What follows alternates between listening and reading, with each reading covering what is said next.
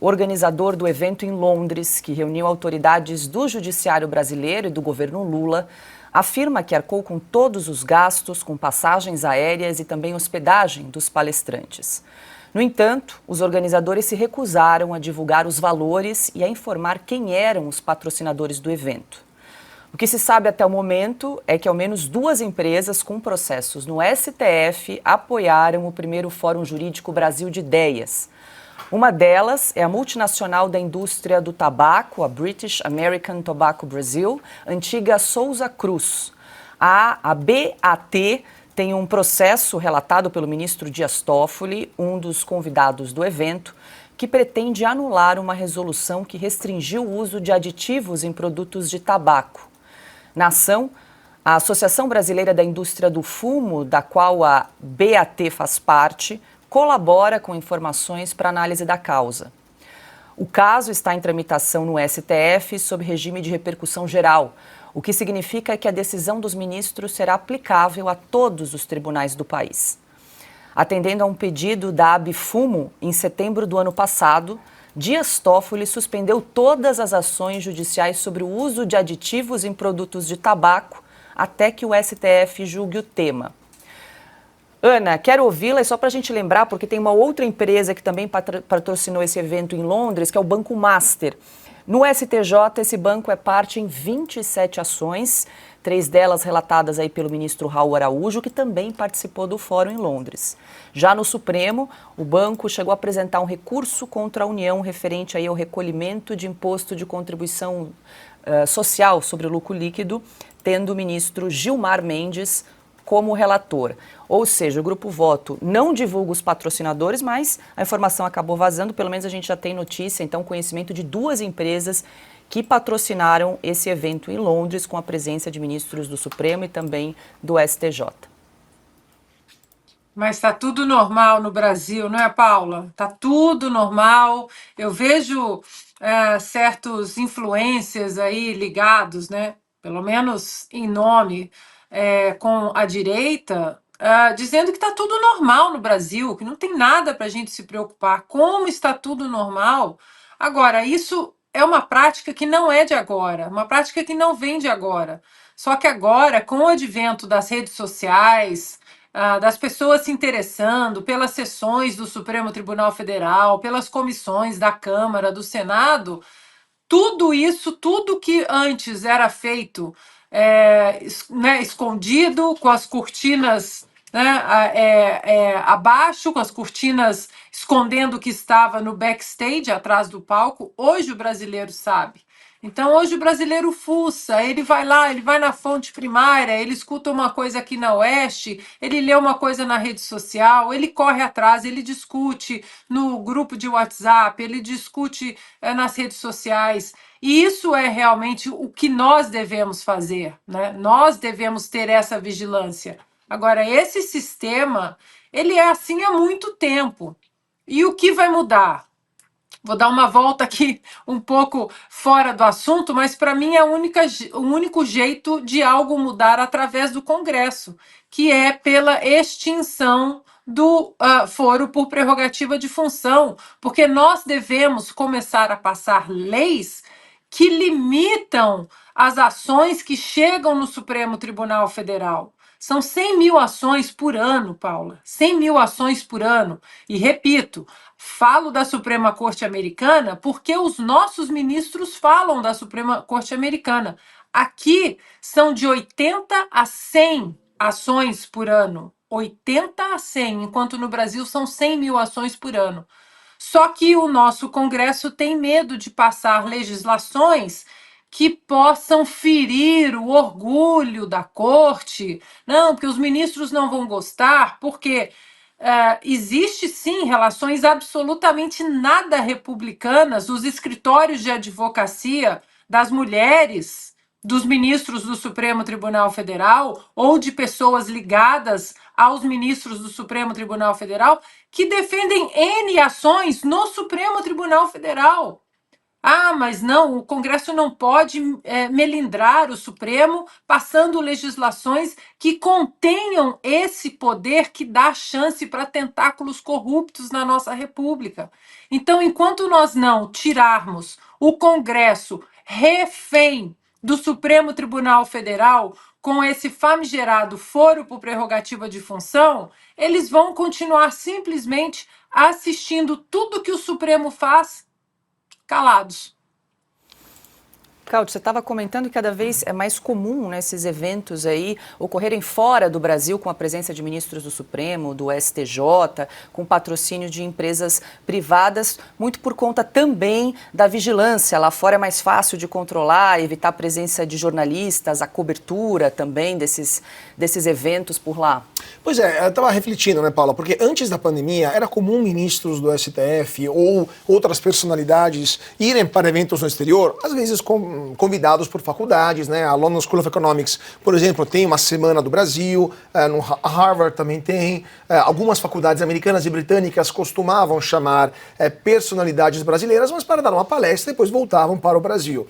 Depois da pandemia, começou a se popularizar um jeito de empresas que fazem grupos, né, de interesse, ou lobby, ou ONGs, a gente pode dar vários nomes para estas entidades, começaram a organizar grandes viagens, grandes eventos no exterior, convidando uma boa parte dos ministros do STF. No ano passado tivemos em Paris, por exemplo, o ministro Barroso, que foi para lá e apresentou um programa para o Brasil como se fosse o governador do Brasil, tanto que do lado dele estava o ex-presidente francês, o Nicolas Sarkozy, e ele disse, já que não tem papas na língua, disse, o senhor está pronto para virar presidente do Brasil, né? Esqueceram de dizer que ele não é eleito.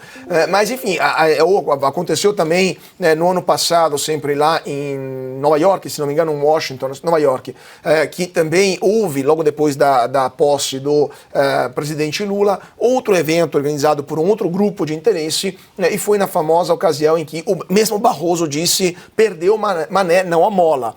E aí a pergunta que fica é por que eles estão organizando esses eventos, esses encontros, as portas rigorosamente fechadas fora do Brasil? Porque aqui no Brasil é mais fácil para jornalistas como nós entrar no hotel, ver algumas cenas, como a Ana estava falando, pouco republicanas, descobrir algum bastidor, conversar com alguém que viu alguma coisa, fazer nosso trabalho de jornalista nos bastidores, né? E eles não querem isso, porque quando você vê um ministro do Supremo que está julgando um caso e está falando, conversando, em um momento assim, separado, numa mesa separada com quem é o réu naquele caso, é óbvio que algumas perguntas você vai fazer, porque não funciona assim em outros países do mundo, países normais do mundo, pelo menos. Então, é óbvio que essa presença, essa distância, né, desses eventos do Brasil é proposital para evitar que os jornalistas façam o seu trabalho. Os poucos que sobraram que ainda fazem isso, façam o seu trabalho, ou seja, reportar que há momentos de encontros completamente espúrios do ponto de vista, no mínimo da ética, se não do direito, entre personalidades, especialmente, mas não exclusivamente, do Supremo Tribunal Federal e de outros tribunais superiores, e empresários, lobistas, advogados de grandes escritórios de advocacia, que têm interesses diretos em que alguns julgamentos tomem uma determinada direção no Supremo Tribunal Federal, no STJ e em outros. E isso não pode ser considerado normal. Então, é esse o raciocínio do porquê a gente está vendo essa proliferação de eventos no exterior, onde os ministros, inclusive, by the way, né, diga-se de passagem, eles sempre são acolhidos em hotéis de ultraluxo, né, pagos por alguém de que a gente não consegue nem saber quem pagou isso, e por si só isso seria algo inaceitável em qualquer democracia normal do mundo, né? Pois é, Piotr, a gente sempre fala aqui da importância da liturgia do cargo, sim, né? Ministros do Supremo, nesse caso, essa multinacional do tabaco, antiga Souza Cruz, tem processo relatado pelo ministro Dias Toffoli, que foi um dos participantes desse evento, primeiro Fórum Jurídico de Ideias, que ocorreu em Londres aí na semana passada. Eu estou pesquisando aqui porque acho que isso já deve ter sido motivo de debate e até mudança de legislação, mas vamos lá. Se não no direito, na questão moral. Porque um funcionário público, quando há serviço e representando o serviço que ele ocupa, o cargo que ele ocupa, é só o interesse público que importa. E se importa para o interesse público, quem paga, obviamente, é o Estado, seja o Supremo Tribunal Federal, a viagem desse ministro. Vamos imaginar que ele vai fazer lá uma apresentação de uma tese que sim, o Supremo acha importante numa universidade ou num fórum de direito internacional. Bom, o Supremo paga a passagem dele, paga a diária dele. Faz sentido, está representando o país. Aliás, isso já tem até um nome, eles têm verba de representação para isso, né? O mesmo no governo federal. No caso, foram os ministros Jorge Messias, Lewandowski, da Justiça, e também o diretor-geral da Polícia Federal. Mas esse já, além de estar em Londres, ele falou que aproveitou para falar com a Polícia de Londres, que é um intercâmbio, enfim, para justificar a ida dele. Interessante de o porquê que o delegado da Polícia Federal teve essa preocupação, mas o ministro Lewandowski e o ministro Jorge Messias não fizeram menção a isso. Se é funcionário público e está viajando com interesse público. Se é do interesse público, quem paga é o Estado. Esse é o custo do Estado.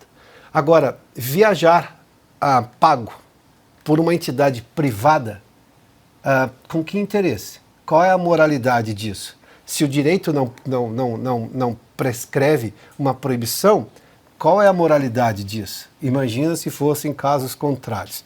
Mas eu fui ler aqui o tal do Grupo Voto. Estou pegando o perfil no LinkedIn. Há 19 anos, Grupo Voto. Há 19, que é o promotor desse evento lá em Londres, né?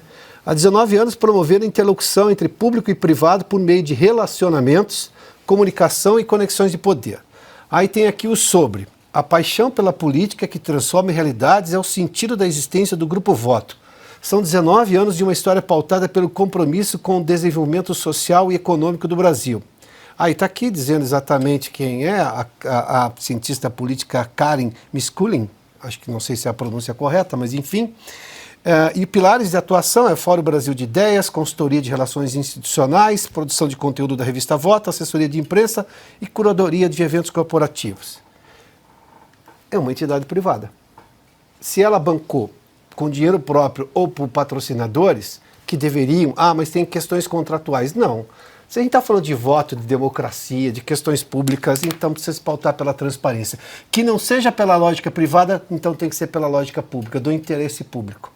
Então, isso nada para em pé aqui, pelo menos na questão da moralidade ou da preocupação em se reportar ao público. Paula, é algo que chama atenção de por que muito pouca gente está falando sobre isso, né? Está abismada com algo que é realmente para se ficar abismada. Lula reclamou da falta de público no evento do Dia do Trabalhador, organizado pelas centrais sindicais em São Paulo. Visivelmente incomodado com a pouca mobilização, o presidente culpou a falta de divulgação do ato. O Márcio Macedo é de Sergipe e é o ministro-chefe da Secretaria-Geral da Presidência da República. Ele é responsável pelo movimento social brasileiro. Não pense que vai ficar assim. Vocês sabem que ontem eu conversei com ele sobre esse ato e eu disse para ele: ô Márcio, o ato está mal convocado. O ato está mal convocado. Nós não fizemos o esforço necessário para levar a quantidade de gente que era preciso levar. Mas, de qualquer forma, eu estou acostumado a falar com 1.000, com 1 milhão.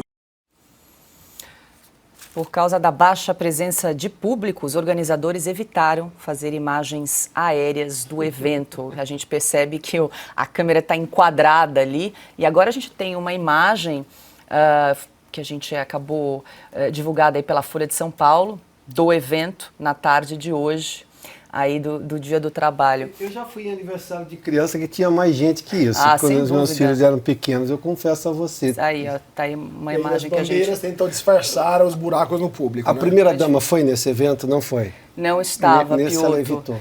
Ana, eu quero ouvi-la, porque a gente viu aqui o Lula culpando a falta de divulgação. E aí eu li na mídia também alguns veículos culpando o sol, o calor, a falta de artistas, de shows, de artistas importantes aí para atrair o público. O fato é que mais um evento esvaziado. Mais um, não é, Paula? Mais um. E o problema é que, em contrapartida, os eventos, por onde o presidente Bolsonaro passa, ele continua carregando uma multidão. multidão, seja no aeroporto, ou nos aeroportos, ou por onde ele passa, ou nos comícios, ou na Paulista, ou em Copacabana. E o Lula, ele não consegue absolutamente nada, né? Agora, que coisa, né? Depois que o imposto sindical ele saiu, né, das mãos obrigatórias, que ele saiu da obrigatoriedade e passou a ser uma opção para o cidadão, que coisa, né? As coisas começaram a ficar bem estranhas, mais vazias. Agora o Lula não enche nenhuma sala virtual, nem a live dele acabou exatamente por falta de público. O presidente Bolsonaro fazia ali aqueles cercadinhos, né, todo dia, e falava, conversava com as pessoas. E você vê que por onde ele passa, ele continua carregando essas pessoas, porque ele conversa com o público. O Lula, ele é um presidente da elite. Ele é um presidente de quem voa de jatinho, da JBS, da Odebrecht, das construtoras, dos esquemas. Ele é amigo de quem é amigo do rei, de quem é amigo do sistema, de quem é amigo dos ministros do Supremo Tribunal Federal, das empresas que estão com inquéritos e ações nas mesas dos ministros do Supremo Tribunal Federal. Agora, ele culpar a organização parece que é o MO dele, né? O sítio é de um amigo meu, o relógio de 100 mil reais eu também ganhei, a economia ruim hoje, mesmo o Paulo Guedes entregando uma economia saudável, absurdamente saudável, depois de uma pandemia. Talvez o Brasil, o Caute pode até dar os números de uma maneira mais detalhada, mas dentro de todos os números da pandemia, o Brasil se saiu muito bem, inclusive melhor que até muitos países do primeiro mundo, ditos, né, do primeiro mundo, porque nós tínhamos um Paulo Guedes à frente da nossa economia. Agora a gente tem um ministro que aparece para tocar violão, que não sabe, não conversa com o presidente não conversa com seus ministros, e aí quando ele precisa falar de economia, ele culpa o outro governo. Ele tem 39 ministérios que demandam um recurso federal absurdo dos cofres públicos. E as imagens falam por si, né? Por mais que eles tentem controlar o ambiente, os ambientes do Lula para ele falar, é aquela velha história. Fatos são coisas teimosas e imagens também são coisas teimosas, Paula. Pois é, falando em imagens, a gente já vai falar do caso do Boulos, mas, Piotr, antes de te ouvir, eu vou pedir para a produção para a gente exibir de novo esse trecho do canal Gov. Você que já dirigiu o documentário, entende bem aí o recorte aí, ó, Piotr. Eles fecharam bem a câmera para parecer que tinha mais gente, né? Mas isso é ficção já, ficção, né? Tá tentando vender mais público. Pois é, a gente até tentou nesse canal Gov pegar imagens aéreas ou um pouco mais expandidas para entender o público, né? O número de pessoas, mas a gente só conseguiu essas imagens fechadas, assim, mostrando gente para prestigiar o evento. A culpa é do secretário que ele disse lá, é do drone ou do operador do drone que não veio hoje, então tem mais gente culpada. E aí eu queria saber se aquele instituto da USP fez aí a contagem, porque dá para fazer quase manual, né? Mas aí se a gente pegar a câmera aberta, a gente conta aqui mesmo. Dá para fazer a contagem juntos, né? Que isso? Praticamente. Essa é uma imagem aérea aí que a gente conseguiu, porque a imagem do canal Gov realmente era usada só em câmera fechada. Ali. Mas não adianta, a Ana já fez menção, né? As imagens estão aí, são fatos. Fatos são fatos. Pronto, vai brigar com isso daí? Vai dizer que não tinha magia. Não tinha, pronto. E não adianta culpar. O presidente Lula falou o quê? Foi mal convocado. Não existe mal convocado, é só convocado e acabou. Agora as pessoas decidem ir ou não, e elas decidiram não ir. É simples assim, não adianta dizer que foi mal convocado. O que seria bem convocado? O presidente Bolsonaro anuncia na rede social dele, está inelegível, uma série de coisas, não tem estrutura nenhuma, não pode isso, não pode aquilo. E aqui na Paulista faltou artista, sabe quem subiu no palanque? Estava lá o presidente Bolsonaro, a ex-primeira-dama Michele Bolsonaro, o Tarcísio, o governador de Goiás também subiu, mas não falou, se não me engano, enfim, alguma coisa. Não tinha artista lá. O pastor Silas Malafaia também, que fez um discurso. Agora, em Copacabana, a mesma coisa, na Avenida Atlântica ali. Não tem artista, não teve um show do Roberto Carlos para anteceder. Tava calor também, tinha sol. Tinha sol, calor. Culpar o calor no Brasil também, né? E outra, se a gente pegar por esse aspecto, nós estamos agora mais próximos do inverno do que estávamos naquele evento da Paulista. Que ali sim, a gente estava ainda sob o verão, se não me engano, ou no começo do outono ali, né? Ou seja, esse é o tipo de desculpa. Quando eu era criança, isso chamava-se desculpa esfarrapada. Eu me lembro quando eu aprendi essa expressão. Isso é desculpa esfarrapada. É o sujeito que não estudou, vai mal na prova e culpa alguma outra coisa. Não, é porque você não estudou. Neste caso, é porque o presidente da República não tem nenhuma densidade de rua. Sabe, isso aí chama-se densidade de rua, baixa densidade de rua. Ele não convence ninguém, ninguém acredita no que ele diz e, portanto, obviamente não vê nenhum motivo para sair no 1º de maio para ver o presidente da República, que em outros tempos, lembrava aqui ontem o Augusto, bastava o Lula dizer que em algum lugar ele tinha ali uma densidade. Agora, era um momento também de muito dinheiro dos sindicatos, com aquele famigerado imposto sindical que o Arthur Lira, felizmente, disse recentemente que não tem a menor chance de passar no Congresso, então não vai nem ser colocado em votação, embora seja o desejo do governo e dessas centrais sindicais que ficaram bilionárias com aquele imposto. E aí, Caute, você acompanhou? Se o monitor do debate político da USP acompanhou aí, soltou algum número desse ato de hoje? Estava dando uma olhada agora no perfil deles. O último post foi o dia 26 de abril, ou seja, a contagem do ato do presidente Bolsonaro. Por enquanto, um silêncio tombal por parte da USP, nenhuma contagem da multidão, né, que acompanhou o ato do dia 1º de maio. Mas eu queria só salientar 2 pontos, inclusive depois eu queria também responder a Ana dos números, né, muito positivos que o governo brasileiro do presidente Bolsonaro conseguiu entregar durante a pandemia. Mas o que me deixou um pouquinho assim, inquieto foi, o presidente Lula realmente disse que o ministro de Estado, chefe da Secretaria-Geral da Presidência da República, o Márcio Macedo, ele estava convocando um ato com sindicatos? Ou seja, ele estava usando a máquina pública para convocar um ato que nada tinha a ver com a agenda oficial, com a atividade do governo, porque me vem à mente o dia 7 de setembro, quando o presidente Bolsonaro ele fez toda a liturgia, né, toda a parte oficial do ato lá em Brasília, do dia 7 de setembro, e depois simplesmente se deslocou em outra área onde estavam os seus apoiadores. Naquele momento ele foi ameaçado de se tornar inelegível também, porque teria utilizado a máquina pública para fins políticos. Será que nesse caso o TSE também vai falar alguma coisa? Ou o fato de que o ministro de Estado pago com dinheiro público é utilizado, né? Ele é recrutado para tentar convocar de forma também errada, porque foi um fracasso, um ato com centrais sindicais, ou está tudo normal também lá em Brasília, business as usual, né? Então, pequenas perguntas que ficam. Agora, também a gente viu lá no palanque o ministro do Trabalho, Luiz Marinho,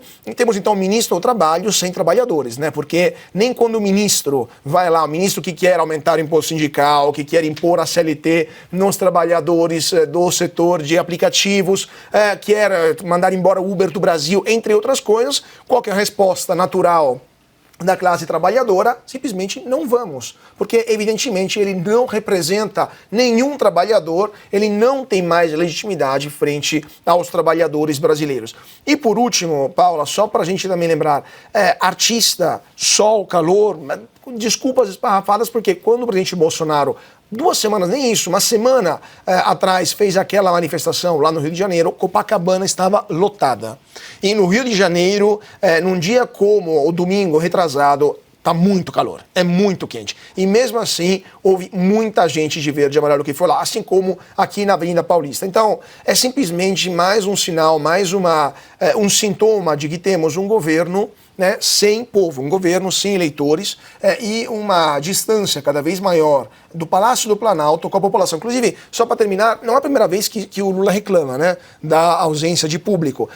Um outro evento, algumas semanas atrás, lá no Rio de Janeiro, no Complexo do Alemão, que foi convocado, inclusive, por um prefeito, mas foram dois eventos, né, um no Complexo do Alemão e um na Baixada Fluminense, convocado por um prefeito amigo do governo, né, que era o marido de uma ex-ministra do governo Lula, também foi um fracasso retumbante. Não sei se o Binha, podemos mostrar também a matéria que demos aqui na Revista Oeste há poucas semanas, quando o Lula reclamou da pouca presença de público aqui, no evento no Complexo do Alemão. Ou seja, toda vez que o Lula tenta se aproximar da população, a população foge. Né? A população evita de forma muito clara, evidente e pontual, ir em eventos onde está o presidente Lula. E eles querem ganhar a eleição assim? Você não consegue nem juntar meia dúzia de pessoas para o dia do trabalho, né, para o dia 1º de maio. Imagina em outubro, quando a gente terá a eleição municipal aqui no Brasil afora, o que vai ser do PT. Nem presencial, nem virtualmente, né? Aquela live do presidente, ele abandonou já há um tempo, porque não tinha quórum. Famoso, assim, Ainda assim não tinha deu quórum, certo, né? E não tinha calor, não tinha... Nada, né, as pessoas podiam assistir no ar-condicionado, no conforto do celular, e ainda assim não deu quórum. Bom, a gente segue falando desse assunto porque o presidente Lula chamou ao palco o pré-candidato à prefeitura da capital paulista, Guilherme Boulos. O petista fez campanha antecipada e acabou pedindo votos abertamente para o aliado. Esse rapaz, esse jovem, ele está disputando uma verdadeira guerra aqui em São Paulo. Ele está disputando com o nosso adversário nacional, ele está disputando contra o nosso adversário estadual, ele está disputando contra o nosso adversário municipal. Então ele está enfrentando 3 adversários. E por isso eu quero dizer para vocês, ninguém derrotará esse moço aqui se vocês votarem no bolo para prefeito de São Paulo nas próximas eleições. E eu vou fazer um apelo.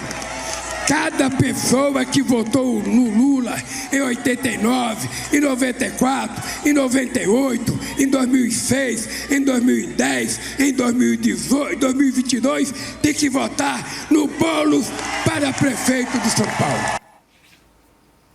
Bom, depois do pedido explícito de votos feito por Lula para Guilherme Boulos, o Palácio do Planalto decidiu apagar das redes sociais oficiais do governo a transmissão do evento.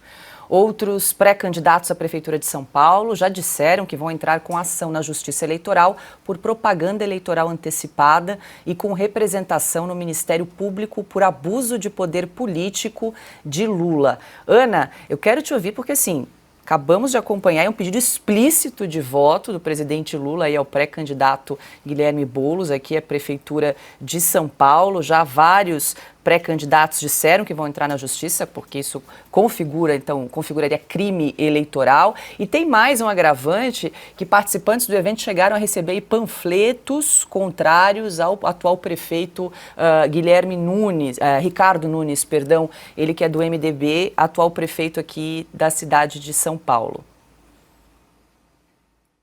Agora nós vamos ver de verdade se existe um tribunal, uma corte eleitoral justa, né? Que não é política, que nós já sabemos que é política.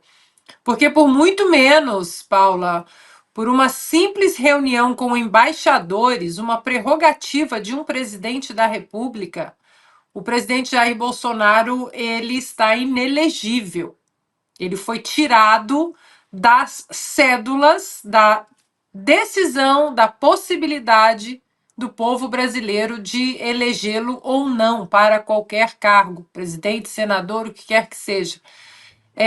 E agora nós temos o Lula fazendo campanha antecipada numa claríssima violação das leis eleitorais. E aí?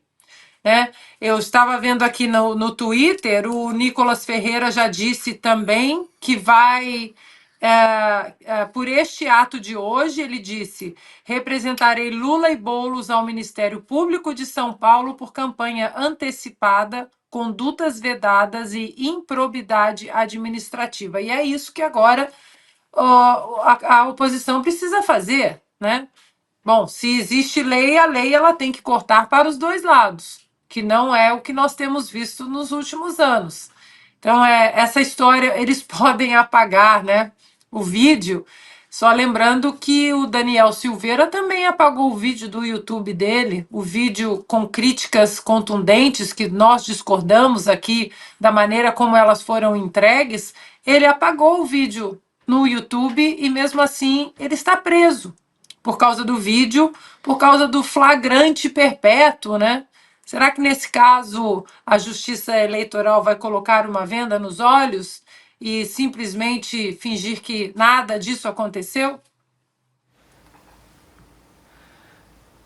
Piotr, quero te ouvir, quero trazer aqui a nota do MDB, partido do Ricardo Nunes, atual prefeito, informou que vai promover uma ação na Justiça Eleitoral, buscando aplicação aí de multa ao presidente Lula e também ao pré-candidato a prefeito de São Paulo pelo PSOL, Guilherme Boulos, por propaganda eleitoral antecipada. A discussão é: isso poderia inviabilizar a campanha de Guilherme Boulos ou apenas uma aplicação da multa aí, perante a Justiça Eleitoral por esse crime eleitoral? Vamos lá, o presidente foi a esse evento e o Boulos estava e ele simplesmente, não, sem nenhum pudor, pediu votos encarecidamente. Ele disse: todo mundo que votou em mim em todas as eleições, vote no Boulos. A coisa ganha uma proporção muito maior do que o presidente, numa declaração ali, entre uma conversa e outra, vai lá e informalmente... Não, ali foi formal, insistente. Essa coisa de o Palácio do Planalto apagou os vídeos, tá? Isso quer dizer o quê? Está registrado na imprensa, todo mundo viu isso. Apagar o vídeo quer dizer o quê? Não está reincidindo no erro? Bom, então assume que foi um erro. Aqui está a campanha do Boulos, já está dizendo que isso é uma cortina de fumaça, porque o candidato Nunes também usa a estrutura. Não, mas isso aí chama-se reeleição. Ele está no cargo, ele não deixa de ser prefeito. A lei disse que você não precisa se afastar. Alguns se afastam, mas isso é uma decisão do candidato. Não compare uma coisa com outra, porque fica pior ainda.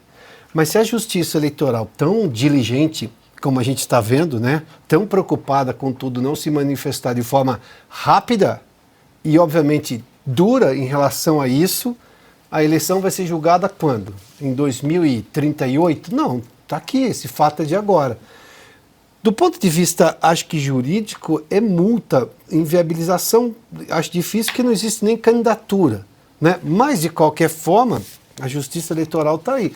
A única coisa que eu creio, Paula, é que precisa ser rápido, porque este é um fato já, digamos, delimitado.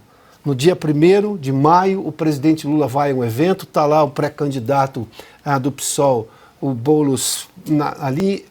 Houve um pedido de voto, um pedido para votar nele por parte do presidente, usando toda aquela estrutura, e também a estrutura presidencial, porque o presidente não vai lá se ele não for, obviamente, carregado pela própria estrutura.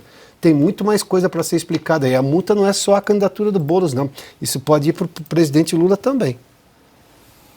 Bom, sem dúvida, o Cauti comentou de evento esvaziado, a gente vai relembrar aqui, faz poucas semanas atrás, Lula foi a um evento na JBS, a gente exibiu aí essas imagens das cadeiras vazias, praticamente sem os funcionários, né, todos ali em pé, e ele falando para meia dúzia de pessoas. Nós temos esse vídeo aí, que nós até exibimos. Ó, vocês viram, só tem funcionário, ó, pessoal de branco. E olha o tanto de cadeira ainda que tá vaga. É chance de fazer mais na universidade. Vocês sabem que nós criamos hoje, essa semana, um programa chamado Pé de Meia. Vocês já viram o que é o programa Pé de Meia? José, preste atenção o que é o programa Pé de Meia. Se eu fosse o presidente, quando o senhor tivesse 14 anos de idade, o senhor teria ganho o programa Pé de Meia. Teria virado doutor. O pessoal já está até indo embora, os próprios funcionários indo embora. Tá aí, então, esse evento que ocorreu há poucas semanas atrás em Campo Grande, Mato Grosso do Sul. Lula falando aí para pouca gente, até o Piotr observou bem, e aí tinha cobertura, tinha lanchinho, e ainda assim não foi suficiente para atrair a plateia. E também quero pedir para a gente exibir, só para efeito de comparação, aí, o ato de Jair Bolsonaro, que reuniu uma multidão na Avenida Paulista no final de fevereiro, e agora essa imagem aí aérea do evento de hoje, Dia do Trabalho, na nossa tela, meia dúzia, e dá para contar praticamente de maneira manual aí nessa imagem que nós estamos vendo à direita na tela, em comparação com a Avenida Paulista no final de fevereiro. Na comparação com a Avenida Paulista hoje também, né, que estava fechada, tinha mais gente correndo na Paulista do que gente aqui no evento do Lula, né? Mas é interessante, Paula, nessa imagem a gente está vendo aqui o trio elétrico do Bolsonaro, estava lá em cima naquele dia e estava junto lá com o Bolsonaro o prefeito de São Paulo, Ricardo Nunes. Adivinha só quanta gente pediu voto para o Ricardo Nunes? Zero. Zero. Ninguém pediu voto para o atual prefeito, nem o Bolsonaro. Nunes nem discursou. Né? Nunes sequer discursou. Mas o Bolsonaro não pediu voto e seria o maior cabo eleitoral que o prefeito poderia pedir.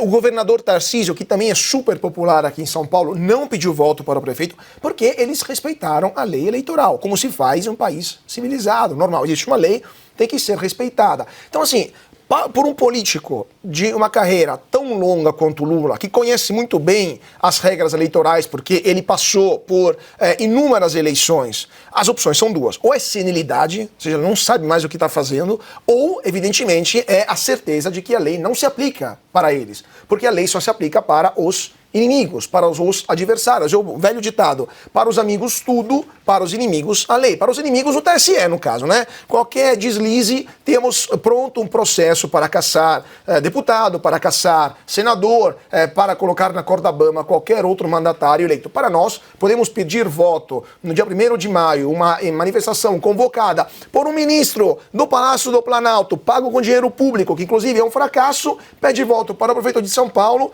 e está tudo bem. Inclusive a campanha do Boulos teve a bárbara coragem de dizer que é uma cortina de fumaça. Então, assim, ou é senilidade, evidentemente, do nosso mandatário, ou é a certeza do efeito Teflon, que a lei não passa nessa, a lei não cola nele, a lei simplesmente não vale para todo mundo que é de esquerda, né? E isso é um problema grave para a democracia brasileira, porque temos dois pesos e duas medidas que não é sustentável para um país normal, né? No site de Oeste, na coluna No Ponto, você confere a história do marceneiro Moisés dos Anjos, de 61 anos, preso por suposto envolvimento no tumulto do dia 8 de janeiro de 2023. A reportagem mostra que o ministro do Supremo, Alexandre de Moraes, determinou o cumprimento da pena de Moisés, mesmo depois do pedido de vista de André Mendonça, que solicitou mais tempo para analisar um recurso contra a condenação de 16 anos e 6 meses de prisão do marceneiro. Atualmente, Moisés está endividado graças ao acúmulo de contas durante os 8 meses em que esteve preso na Papuda. Ao obter a liberdade provisória, em agosto do ano passado, o marceneiro voltou a trabalhar e iniciou a construção de uma casa no mesmo terreno onde mantém uma oficina mecânica. No entanto, a construção não deverá seguir adiante. Isso porque a mulher de Moisés está desempregada e passa por tratamento médico. Além disso, os bens e as contas bancárias do marceneiro, com pouco menos de R$30 mil, foram bloqueados por ordem do ministro Alexandre de Moraes. Para mais detalhes aí sobre o caso, é só acessar o site revistaoeste.com. Ana, eu quero te ouvir, olha, trazer esse registro aí do caso desse marceneiro é triste, a gente tem acompanhado vários aí do 8 de janeiro e bloqueio de bens, ele tem uma moto, um carro, a mulher não consegue usar essa conta bancária, né, menos de R$30 mil, seguem bloqueados aí por ordem do ministro Alexandre de Moraes. Então, além da restrição da liberdade, você também tem a asfixia financeira, no caso do marceneiro que foi preso aí pelo 8 de janeiro. Olha, Paula, é difícil até comentar uma notícia dessa, né? Porque o que nós temos visto é que o Alexandre de Moraes, o ministro, ele tem um certo sadismo estranho, né? E o Augusto sempre menciona aqui que essa história vai ser contada, essa história toda será colocada nos eixos algum dia, mas e o que fica para trás, né? O tempo que essas pessoas perderam de vida, de convivência com a família, com os filhos, com as esposas, com os pais, né? As atividades escolares dos filhos, dos netos, isso não tem mais volta. Por mais que ali na frente haja uma supercompensação financeira para tentar amenizar todo esse sofrimento, essa tortura, porque não tem outro nome, isso é tortura. A asfixia financeira, asfixia física ali, né? E quem sai, sai com meia liberdade, porque sai com tornozeleira eletrônica. Agora, você não ameniza tudo isso. Não tem mais como amenizar. Não há cifras no mundo para amenizar o que essas pessoas estão passando. E o pior, Paula, é que se alguém, porque nós já vimos isso acontecer, se alguém se prontifica para ajudar essa família, o ministro Alexandre de Moraes vai atrás.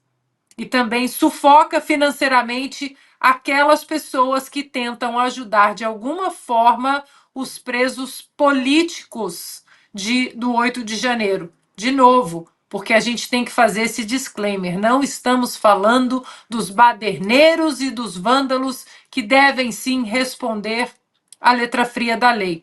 Mas nós vimos isso porque o ex-deputado Daniel Silveira, por exemplo, as suas liberdades constitucionais e seus direitos constitucionais foram sufocados, ainda estão sendo sufocados, né?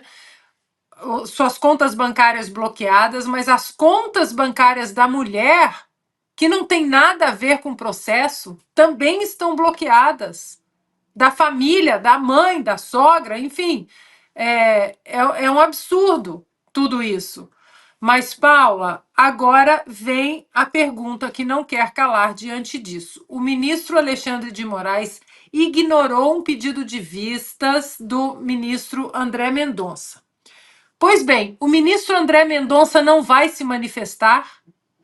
Os outros ministros não vão se manifestar com esse desrespeito judicial, ritual, processual? Se o ministro pede vistas, parou tudo. Pediu vista, parou. Cessa até que o debate volte. E o ministro Alexandre de Moraes simplesmente dá de ombros. Não vou respeitar um outro ministro, não vou respeitar o processo, o rito que acontece na Corte Suprema do país, dá de ombros para a jurisprudência e para os trâmites legais ali daquele tribunal, os outros ministros continuarão calados, então quer dizer que está liberado qualquer um deles simplesmente ignorar esses ritos e esses trâmites processuais e atropelar a nossa Constituição ao seu bel prazer? Porque se um fez, os outros podem fazer. Nenhum ministro vai se manifestar em relação a isso. Até quando, Paula, os outros ministros vão proteger esses desmandos e inconstitucionalidades do Alexandre de Moraes? Os outros ministros, seja o ministro André Mendonça, que foi desrespeitado, sejam os outros ministros, eles precisam proteger a nossa instituição Supremo Tribunal Federal, que é importantíssima para a nossa República. Não vamos aguentar mais tanta inconstitucionalidade por parte de um ministro só. Dessa maneira, a conta chegará em todas as esferas, psicológicas para os presos, financeiras também, mas também contas além das nossas fronteiras. O que o mundo está pensando agora do Brasil? Olhando, acabamos de falar do Congresso americano. O que o mundo vai falar? Peraí, ali eu não piso, porque aquilo ali é um hospício jurídico. Os outros ministros precisam tomar essa rédea, Paulo.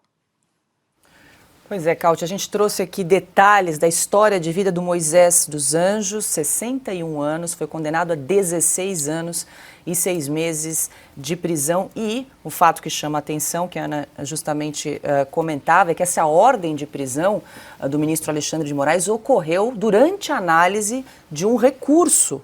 Né? O ministro André Mendonça pediu vista, ou seja, mais tempo para analisar esse recurso que ainda está em trâmite. Existe, então, todo ali um processo, né, um procedimento que precisa ser obedecido. E no meio do caminho, o ministro Alexandre de Moraes ordena aí a prisão do Moisés dos Anjos. Paula, além de tudo aquilo que a Ana muito corretamente, muito bem já falou, o que dá ainda mais raiva é que poucos anos atrás, o mesmo STF, pela mesma razão, tinha liberado um cara chamado André do Rap, que era ainda um dos mais perigosos narcotraficantes do Brasil, um dos líderes do PCC, e foi solto exatamente pela mesma razão pela qual não foi permitida a manutenção da liberdade do Moisés, ou seja, o processo não tinha transitado em julgado. O André do Rap, ele tinha sido condenado em primeira e em segunda instância, ou seja, ele teve devido ao processo legal, enquanto esse marceneiro não teve o devido processo legal, porque ele foi condenado pelo STF como tribunal de exceção em uma só instância e não em 3, como prevê a Constituição. Pois bem, o André do Rap, ele foi solto por omissão do ministro Marco Aurélio, porque o processo não tinha transitado ainda em julgado e ainda havia recurso, como no caso do Moisés. Só que o Moisés foi preso, mesmo ainda também estão transitando em julgado, ainda não tenha transitado ainda em julgado o seu processo. O André do Rap está ainda hoje solto. E pior de tudo, que o André do Rap, ele teve a coragem de pedir a devolução de todos os bens que tinham sido sequestrados, inclusive de um helicóptero que estava sendo utilizado aqui em São Paulo para transportar órgãos. Então a polícia teve que devolver o helicóptero para um traficante que está foragido. E esse é o STF, que não teve nenhum tipo de piedade, ou não digo nem piedade, assim, de minimamente respeito pela Constituição e pela lei, pela liturgia jurídica, em mandar prender um marceneiro por ter participado do dia 8 de janeiro. De novo, os baderneiros devem ser punidos, mas todos com o devido processo legal e não desse jeito. E também eu concordo com a Ana, cadê os outros ministros? Cadê os outros ministros? Cadê o próprio André Mendonça? Ele pediu vista para analisar o processo, ele que deveria revogar essa ordem do Alexandre de Moraes, porque naquela época do André do Rap, depois que o traficante foi liberado, o Luiz Fux revogou a ordem de soltura do ministro Marco Aurélio. Então, há sim a possibilidade de ministros revogarem decisões um dos outros. Depois teve uma briga interna entre eles, mas o pedido do ministro Luiz Fux de prender novamente o traficante ainda hoje está válido. Por que o ministro Mendonça, então, simplesmente não diz: vem cá, colega, eu estou ainda com vistas na mão, eu tenho o direito de analisar esses documentos com esta pessoa ainda em liberdade, ela não precisa ser presa. Então por que os outros ministros aceitam passivamente evidentes abusos do direito cometidos por um deles, de 11, que é o Alexandre de Moraes? Piotr, eu quero te ouvir, mas vou acrescentar mais um tema aqui que tem relação com o assunto do 8 de janeiro, para falar do ex-diretor-geral da Polícia Rodoviária Federal, Silvinei Vasquez, ele que segue preso desde agosto do ano passado, por suposta interferência no segundo turno das eleições presidenciais em 2022. Já são 8 meses sem que o ministro Alexandre de Moraes do Supremo decida pela soltura de Silvinei. A defesa do ex-diretor da PRF apresentou 2 pedidos de soltura e todos foram negados. No último dia 17 de abril, foi apresentada uma nova petição para a saída de Silvinei da Papuda, sob o argumento de que a prisão por tempo ilegal indefinido é ilegal. Moraes tem considerado que os requisitos para a manutenção da prisão preventiva de Vasquez seguem válidos. A defesa rebate e diz que não faz sentido o argumento de que o ex-diretor da PRF deve permanecer preso para evitar que ele influencie testemunhas. Piotr, Silvinei Vasquez preso então desde agosto do ano passado. Se a gente trouxer aqui Código de Processo Penal, artigo 312, né, os critérios para a manutenção da prisão preventiva, temos aqui A prisão preventiva poderá ser decretada como garantia da ordem pública, por conveniência da instrução criminal ou para assegurar a aplicação da lei penal quando houver prova de existência de crime e indícios suficientes da autoria. A gente está falando aqui no caso do ex-diretor da Polícia Rodoviária Federal, privado de liberdade desde agosto do ano passado. É a única exceção no entendimento do Supremo Tribunal Federal, se não me engano, de 2019, quando decidiu que é constitucional a regra do próprio Código de Processo Penal que prevê o esgotamento de todas as possibilidades de recurso para o início do cumprimento da pena. A exceção é justamente que sejam observadas, obviamente não veda, essa decisão do Supremo não veda a prisão antes do esgotamento de recursos, mas estabelece a necessidade de que a situação do réu seja individualizada com a demonstração da existência dos requisitos para a prisão preventiva previstos exatamente nesse artigo do Código de Processo Penal, que é o 312, que é o da prisão preventiva. A pergunta é, no caso, por exemplo, dos anjos, Moisés dos Anjos, o marceneiro, ele já estava sob cautelar, ele foi solto. E ainda estava com medidas cautelares que estava usando por tornozeleira. Então, quer dizer, não tem nenhum risco. A própria justiça entendeu, ao liberá-lo, que ele poderia aguardar em liberdade o final do julgamento. Por que antecipação da pena? Por que voltar já à cadeia, sendo que o ministro pediu vista? Não há nada dentro da legislação que a ele não seja dado o benefício de aguardar em liberdade, mesmo que é uma liberdade vigiada, porque estava, obviamente, com cautelares como a tornozeleira e provavelmente tem que se apresentar semanalmente ou mensalmente à delegacia, à justiça. No caso do Silvinei, é ainda mais grave porque ele não está mais no cargo, ele saiu do cargo lá em dezembro de 2022. O fato dele estar preso ainda, aí nós entramos já no campo da tortura, que prisões alongadas são chamadas de torturas pelo entendimento dos juristas brasileiros.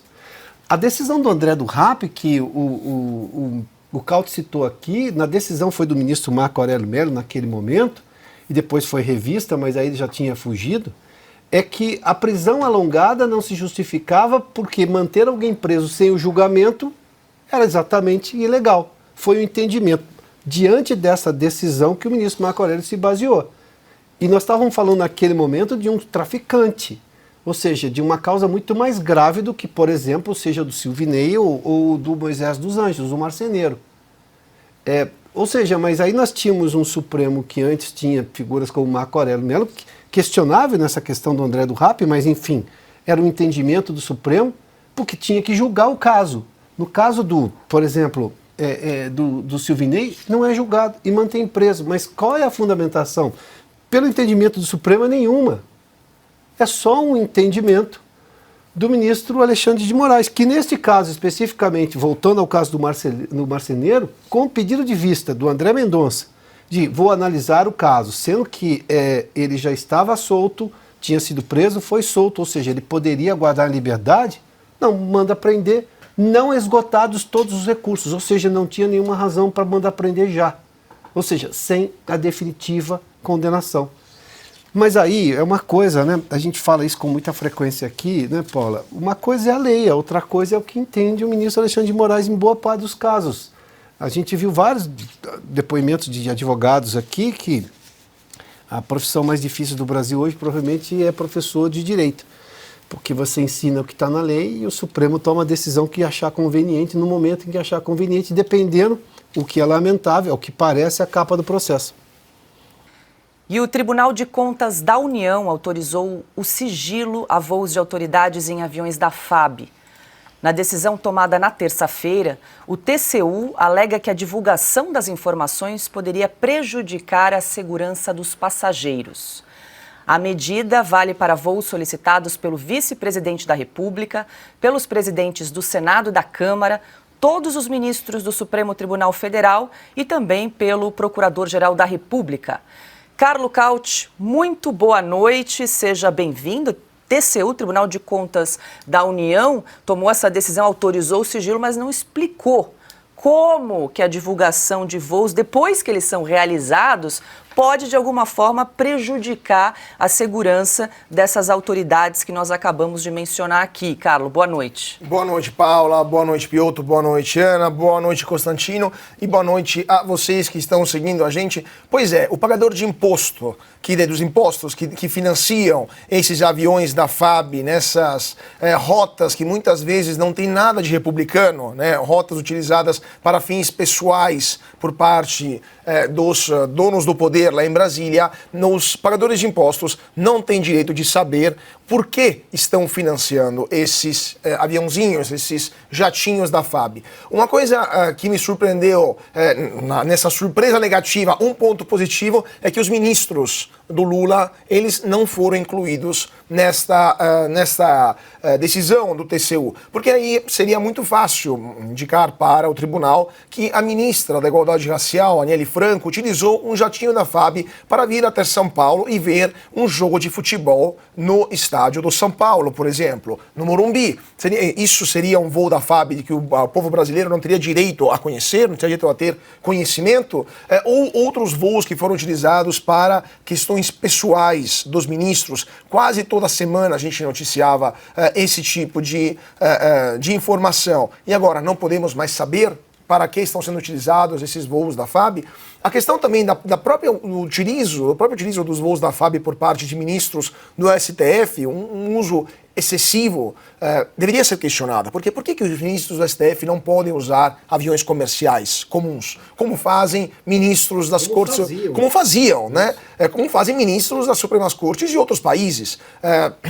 Várias vezes eu ia para Brasília e encontrei ministros da Corte Suprema no passado em aviões comerciais. Claro, em primeira classe ou em classe executiva, mas eles estavam em aviões comerciais. Por que não podem voltar a voar com custo muito menor para os cofres públicos de aviões comerciais? A resposta é uma só. Eles têm medo de serem enquadrados pela população. Porque toda vez que o ministro do Supremo Tribunal Federal vai para a rua ou entra num avião, ele é contestado. Ele é simplesmente contestado, ele é criticado, ele não é agredido, ele é criticado pela população, que, lembramos, paga o salário dele, entre outras coisas. E, evidentemente, os ministros do STF não suportam mais ter essas críticas, sofrer essas críticas.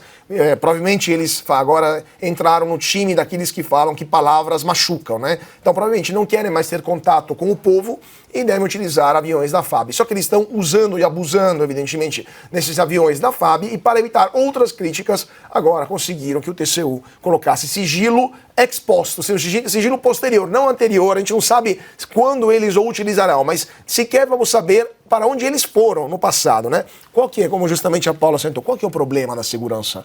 Qual o problema de saber para quais voos foram utilizados no passado? Pode ser até depois de um mês, depois de 2 meses, mas por que não podemos saber se aquele voo da FAB foi para um compromisso oficial ou foi simplesmente para passar o final de semana em alguma praia ou na própria residência fora de Brasília? Então, assim, mais um caso de desrespeito pelo dinheiro, pelos contribuintes brasileiros que pagam em dia bilhões de impostos, que aumentam, por sinal, a cada ano, financiam essa farra aérea com jatinhos que deveriam ser da Força Aérea Brasileira para proteger o brasileiro, não para ser táxi aéreo dos poderosos, e agora não podem nem mais saber para onde esses poderosos foram. O que é um insulto para os brasileiros, que o próprio Tribunal de Contas da União, que deveria ser o guardião das contas públicas, autorizou esse absurdo total.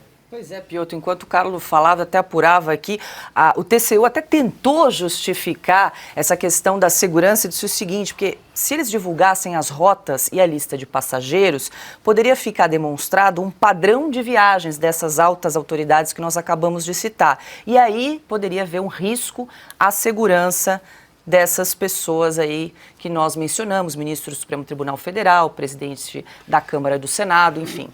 Quantos estados tem o país? Qual seria o padrão de viagens para interesse nacional? Você não vai todo final de semana para Manaus. Você não vai todo final de semana para São Paulo. Você não vai todo final de semana a interesse do estado. Vai se você tem casa lá. Mas aí ele está usando um benefício que é dele para interesse do estado, para benefício pessoal apenas. O princípio da publicidade na Constituição, em que ela deixa muito claro isso daí, todo mundo tem o direito a saber o que o Estado faz, a única ressalva, ou as ressalvas, são exatamente quando o assunto ao que você pediu seja, por exemplo, imprescindível a segurança da sociedade e do Estado.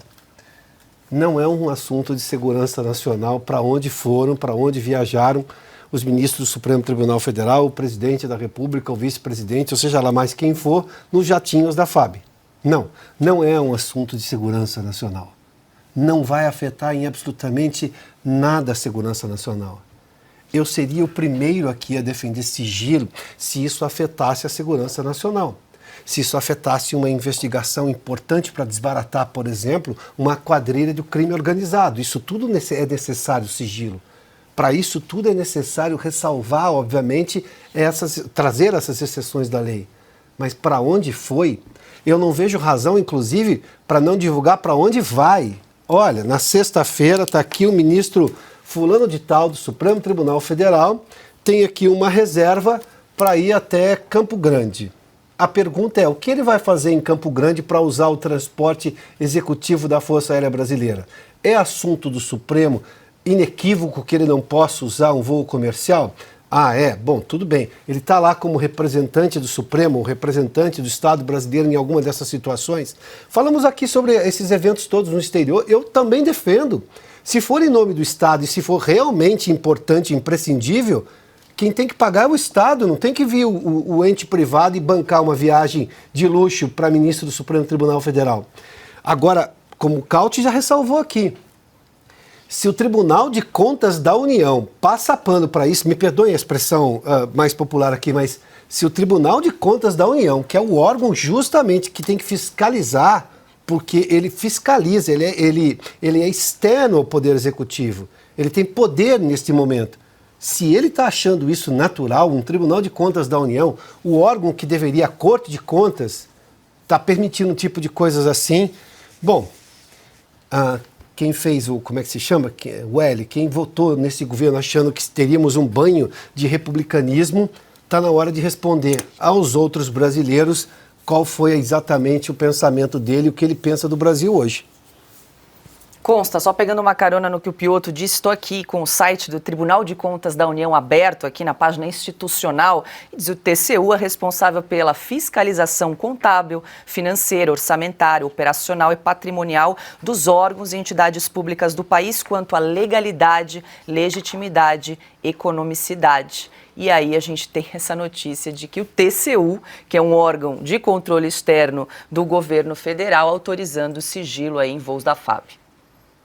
Era essa a missão. Hoje parece que é justamente manter às sombras o que acontece no governo, né? Está tudo sendo aparelhado, instrumentalizado pelos interesses do Lula, do PT e dos seus comparsas uma vez mais. Não pode ninguém alegar ignorância ou surpresa diante disso. É o que o Caute disse, o Piotto também já acrescentou. Né? Em primeiro lugar, isso é uma casta privilegiada. É o andar de cima, como disse recentemente o próprio Lula. Né? Vocês aí do andar de baixo e nós do andar de cima somos um corpo só. Não é verdade não. O andar de cima tem um monte de regalias, de privilégios, e o Lula simboliza muito bem essa casta privilegiada, né? Funcionário público, político, a vida inteira, nunca trabalhou, nunca produziu riqueza para ninguém, só expropria a riqueza alheia. Karl Marx falou muito em luta de classes, colocando patrões contra empregados, mas isso não existe. Agora foi o dia do trabalho, né? Esvaziado não é por outro motivo. O trabalhismo está morrendo. O sindicalismo só vive com recurso público, porque o trabalhador já entendeu que o patrão não é inimigo dele, o patrão é amigo. Quem é inimigo é a casta anababesca, que não produz riqueza e quer viver como se fosse um bando de magnatas, né, empreendedores, que é a turma do Estado. Então, a verdadeira luta de classes é quem produz riqueza, trabalhadores e empresários, contra quem consome essas riquezas por meio dos impostos, a turma que anda de jatinho da FAB. Né? E mais um ponto que já foi destacado também, claro, é a questão da transparência. Democracia combina com transparência da coisa pública. República, coisa pública. Nós trabalhamos e pagamos a conta dos servidores do Estado. São nossos funcionários, nossos servidores. No Brasil, desnecessário dizer, tudo invertido. Né? Essa turma acha que manda e controla tudo de cima para baixo, trata a população como súditos, como escravos, não como cidadãos com seus direitos básicos, e agora que o amor venceu e o Brasil está de volta, tudo volta a ser feito, claro, na surdina, na sombra, porque transparência incomoda muito os monstros do pântano, como dizia Paulo Guedes. A gente vai mudar de assunto para trazer uma novidade para você que está aqui acompanhando o Oeste Sem Filtro. Eu tenho a honra de anunciar a chegada do querido Vitor Brown, que passa a integrar o time de jornalistas da Revista Oeste a partir de hoje. Vitor, querido, seja muito bem-vindo. Agora o público que eu sei que gosta muito do seu trabalho vai poder te acompanhar aqui na Revista Oeste a partir de hoje. Pois é, a gente ainda não vai dar todo... Não vamos entregar tudo por enquanto, né, Paula? Vamos só dar um spoiler, né? Vamos fazer um charme, né? Mas obrigado, Paula, pelas palavras, pela recepção. A casa é nova, mas os companheiros nem tanto, né? O Caute, o Pioto, a Ana, então, nem se fala, o Consta, mesmo à distância, sempre perto, o tempo inteiro. Então, já estou ambientado, né? Geralmente o primeiro dia na empresa é aquele que... As empresinhas modernas têm feito a integração, aquela... Eu não precisei, né? Já cheguei, já fui... Já não, Vitor Brown, eu queria, já tá integrado. Falei, não vai precisar. Chama esse negócio de integração. Integração, hoje em dia tem isso, Pioto. Tem integração, tem todo um protocolo. Eu não, já cheguei. Nem se eu quisesse. Comigo também, eu tô feliz. Não teve? Isso é um bom sinal, é um hein? bom sinal. Nem se eu quisesse, aquele jogador chinelinho que chega, ainda não está em condições de jogo e tal. Não, eu já tô indo pro jogo na primeira, já tô aqui com vocês, uma alegria, Olha Paula. Olha só, o chat aqui tá mandando, que maravilha, parabéns, seja bem-vindo, Vitor Brown. Obrigado, gente. Pessoal muito animado aqui com a sua chegada, E eu Vitor. também. Muito legal. E eu também, Paula. Não só pela presença dos companheiros tão queridos, mas também por esse carinho da nossa audiência. É tão importante que você vai receber daqui a pouco um abraço da Costa Leste e da Costa Oeste. Então é verdade, integração Vou dos aproveitar. Estados Unidos, né? Costa Leste já está chamando, já levantou a mãozinha aqui, Ana. Então, olha, que felicidade, Brown, ter você aqui com a gente. Só minha, Ana. A nossa audiência está aqui em êxtase, né? O chat. Já estou recebendo até o WhatsApp de amigos aqui. Por que você não contou? E porque eu não podia contar. Era uma surpresa incrível que estávamos guardando para vocês. E eu quero aproveitar, então, Brown, antes de dar esse abraço e pedir à nossa audiência exatamente para que vocês entendam a importância de assinar a Revista Oeste. É exatamente a assinatura da Revista Oeste que proporciona esses momentos, a gente poder trazer o Vitor Brown, porque a gente saímos da Jovem Pan, ficamos aqui, né, na Oeste, com muita saudade, mandava mensagem. Agora o Vitor deve estar assim, que bom que eu não vou, a Ana não vai mais me perturbar, porque eu ficava mandando mensagem, vem para o Oeste, encontrava o Vitor em São Paulo, vem para o Oeste. Então, essa vinda do Vitor Brown, um grande amigo, um grande parceiro de muitos anos, né, Brown? Muitas coisas passamos juntos, então é tão bom ver você aqui. A gente deve essa parceria, essa chegada do Vitor Brown a você, assinante que está aí do outro lado, que acredita na revista, que assinou a revista por 10 anos, por 1 ano, por 1 mês, por 6 meses. Esse rosto lindo aí do Vitor Brown na tela, essa presença dele com a gente é porque você está do outro lado assinando a Revista Oeste. Brown, seja muito bem-vindo, chega de saudade, ficamos muito tempo longe de você. Seja muito bem-vindo e receba aqui muitos abraços e beijos e corações e palminhas do nosso chat, Brown. Que bom ter você aqui. Obrigado, Ana. E você falando, eu te vendo aqui à distância na janelinha aqui, eu me lembrei de uma coisa que o Augusto falava muito, pena que o Augusto não está aqui hoje, nosso mestre, mas com quem a gente trabalhou junto tanto tempo e eu, no meu caso, vou voltar a trabalhar agora, que o Augusto sempre falava que era uma das grandes virtudes ali do nosso conjunto, que era o fato de trabalhar sem tensões. O Augusto sempre batia nessa tecla, falou, olha, a importância de se trabalhar sem tensões. É uma frase que o Augusto sempre repete, que a gente às vezes não dá valor, né, ou para de pensar, mas somos muito privilegiados, né, por trabalhar num bom ambiente, e é o caso aqui, né, estou me sentindo muito bem com essa acolhida de vocês, e acho que não só por isso, né, mas porque é sintoma disso que a Ana estava falando agora, né, dos novos passos que a Oeste está dando. Acho que isso é muito singular, né, quantos veículos, parei para pensar outro dia, quais veículos do Brasil e até de fora, talvez, estão se expandindo, estão ampliando sua base de inscritos, base de assinantes, fazendo investimentos, aprimorando infraestrutura. Não que eu seja um grande investimento, também não foi lá esse investimento. Eu tenho aqui o meu valor simbólico, eu diria. Mas, assim, muitos veículos fazendo o caminho inverso, né, Vitor? É isso. É um momento de retração assim, do mercado de jornalismo, e a Oeste indo na contramão disso, justamente porque o público está reconhecendo esse trabalho. Né? Agora a Costa Oeste também, que dá as boas-vindas. Olha, eu quero fazer das palavras da Ana as minhas. Ela fala melhor que eu, né? Brown, seja muito bem-vindo. Assim que eu soube da notícia, eu divulguei nas minhas redes sociais censuradas e mesmo assim teve uma baita repercussão. Teve um monte de gente falando, não acredito, que bom, você é muito querido, muito bem-vindo aqui.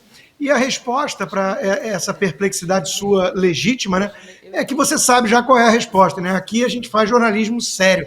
Aqui a gente tem independência para poder opinar, né, e não se curvar diante do poder. Então isso o público percebe, assina, é parceiro nosso aqui, né, nossa audiência, e tenho certeza que todos estão muito felizes de trazer um âncora, um belo apresentador do seu tamanho, do seu quilate, né, que eu trabalhei junto com você, e só tenho elogios. Então seja muito bem-vindo, vai ser um golaço da Oeste e tenho certeza que vai ajudar muito no nosso crescimento. Obrigado, Consta, obrigado mesmo, fico feliz com as palavras. E a gente está até com vontade de contar mais, né, Paula, contar o que são essas novidades, mas por enquanto a gente não pode ainda, né? O que dá para dizer é isso, que talvez a Oeste vai ampliar a permanência, o contato com cada um que nos acompanha. Todo mundo que acompanha o Sem Filtro às vezes fala, queria ver em outros horários também, às vezes, sinto falta, às vezes não tem nada, às vezes eu queria mais, fica um gostinho de quero mais. Então isso vai ser solucionado. Acho que dá para parar por aqui, né? Segura a ansiedade para quem está nos acompanhando. Bom, Costa Leste aqui com o Rodrigo Constantino, Oeste com a Ana Paula, todo mundo dando as boas-vindas, o chat também, olha, chuva de likes aqui, vou até ler uma mensagem do superchat da Lilian Piva, Vitor, bem-vindo à família Oeste. Obrigado, quando a família cresce, a gente tem que comemorar, que felicidade, por isso que a gente fez questão de chamá-lo aqui na bancada do Oeste Sem Filtro, para fazer esse auê aqui, te dar as boas-vindas publicamente. A presidente do time anunciando aqui. Olha só. É uma honra. Olha, Vitor Brown, mais uma vez, seja muito bem-vindo. Obrigado. E hoje, aqui é o seguinte, é raiz. Tem, além de não ter integração, você já chega na empresa trabalhando. Já é pra jogar, já deu uma passadinha aqui, logo mais tem Estúdio Oeste, é isso, Vitor Brown? Silvio Navarro de folga e você assumindo aí o Estúdio Oeste hoje? É isso, excepcionalmente hoje, daqui a pouquinho, 8h30, vou ter a honra de comandar o Estúdio Oeste, que é talvez o berço aqui do Oeste, né? Um dos mais longevos programas da casa, acho que dá pra dizer, né, Paulo? Então é uma responsabilidade tremenda. É isso, não sou um campeão olímpico, né? Mas já cheguei jogando, né? Fazer o quê? Vamos dar o nosso melhor. Aquele discurso de jogador. Tem uma tradição aqui na Revista Oeste que começou hoje. Todo mundo que chega tem que pagar um jantar, viu? E a Ana quer participar também, você vai ter que resolver o problema da passagem da Ana também. Posso mandar um iFood por entrega? Acho justo, Piloto, acho muito justo. A gente vai providenciar aqui. Mas hoje você já tem trabalho, Vitor Brown. Hoje não dá. Às 8h30 da noite você estará ao vivo aqui, pilotando o Estúdio Oeste, meu querido. Parabéns, obrigado, seja bem-vindo, boa sorte. Obrigado mesmo. E até a próxima. Carinho, bom estar aqui com você, com os velhos companheiros, com você agora pela primeira vez. Vai ser muito bom. Daqui a pouco a gente está aí. Bom, e agora nós vamos trazer aqui no programa uma história dramática envolvendo o 8 de janeiro de 2023. Repercutiu nas redes sociais nesta quarta-feira o caso da adolescente de 15 anos que foi detida com a mãe no Palácio do Planalto durante o tumulto. Depois de um ano, veio a punição para o suposto crime. A menina começou a cumprir em fevereiro deste ano as exigências da justiça, entre elas a prestação de serviços comunitários e também um tratamento psicológico. E a gente vai aprofundar, trazer mais detalhes aqui dessa história. Nosso contato agora é com a advogada da jovem, a Carolina Seabra. É hora de entrevista aqui em Oeste Sem Filtro.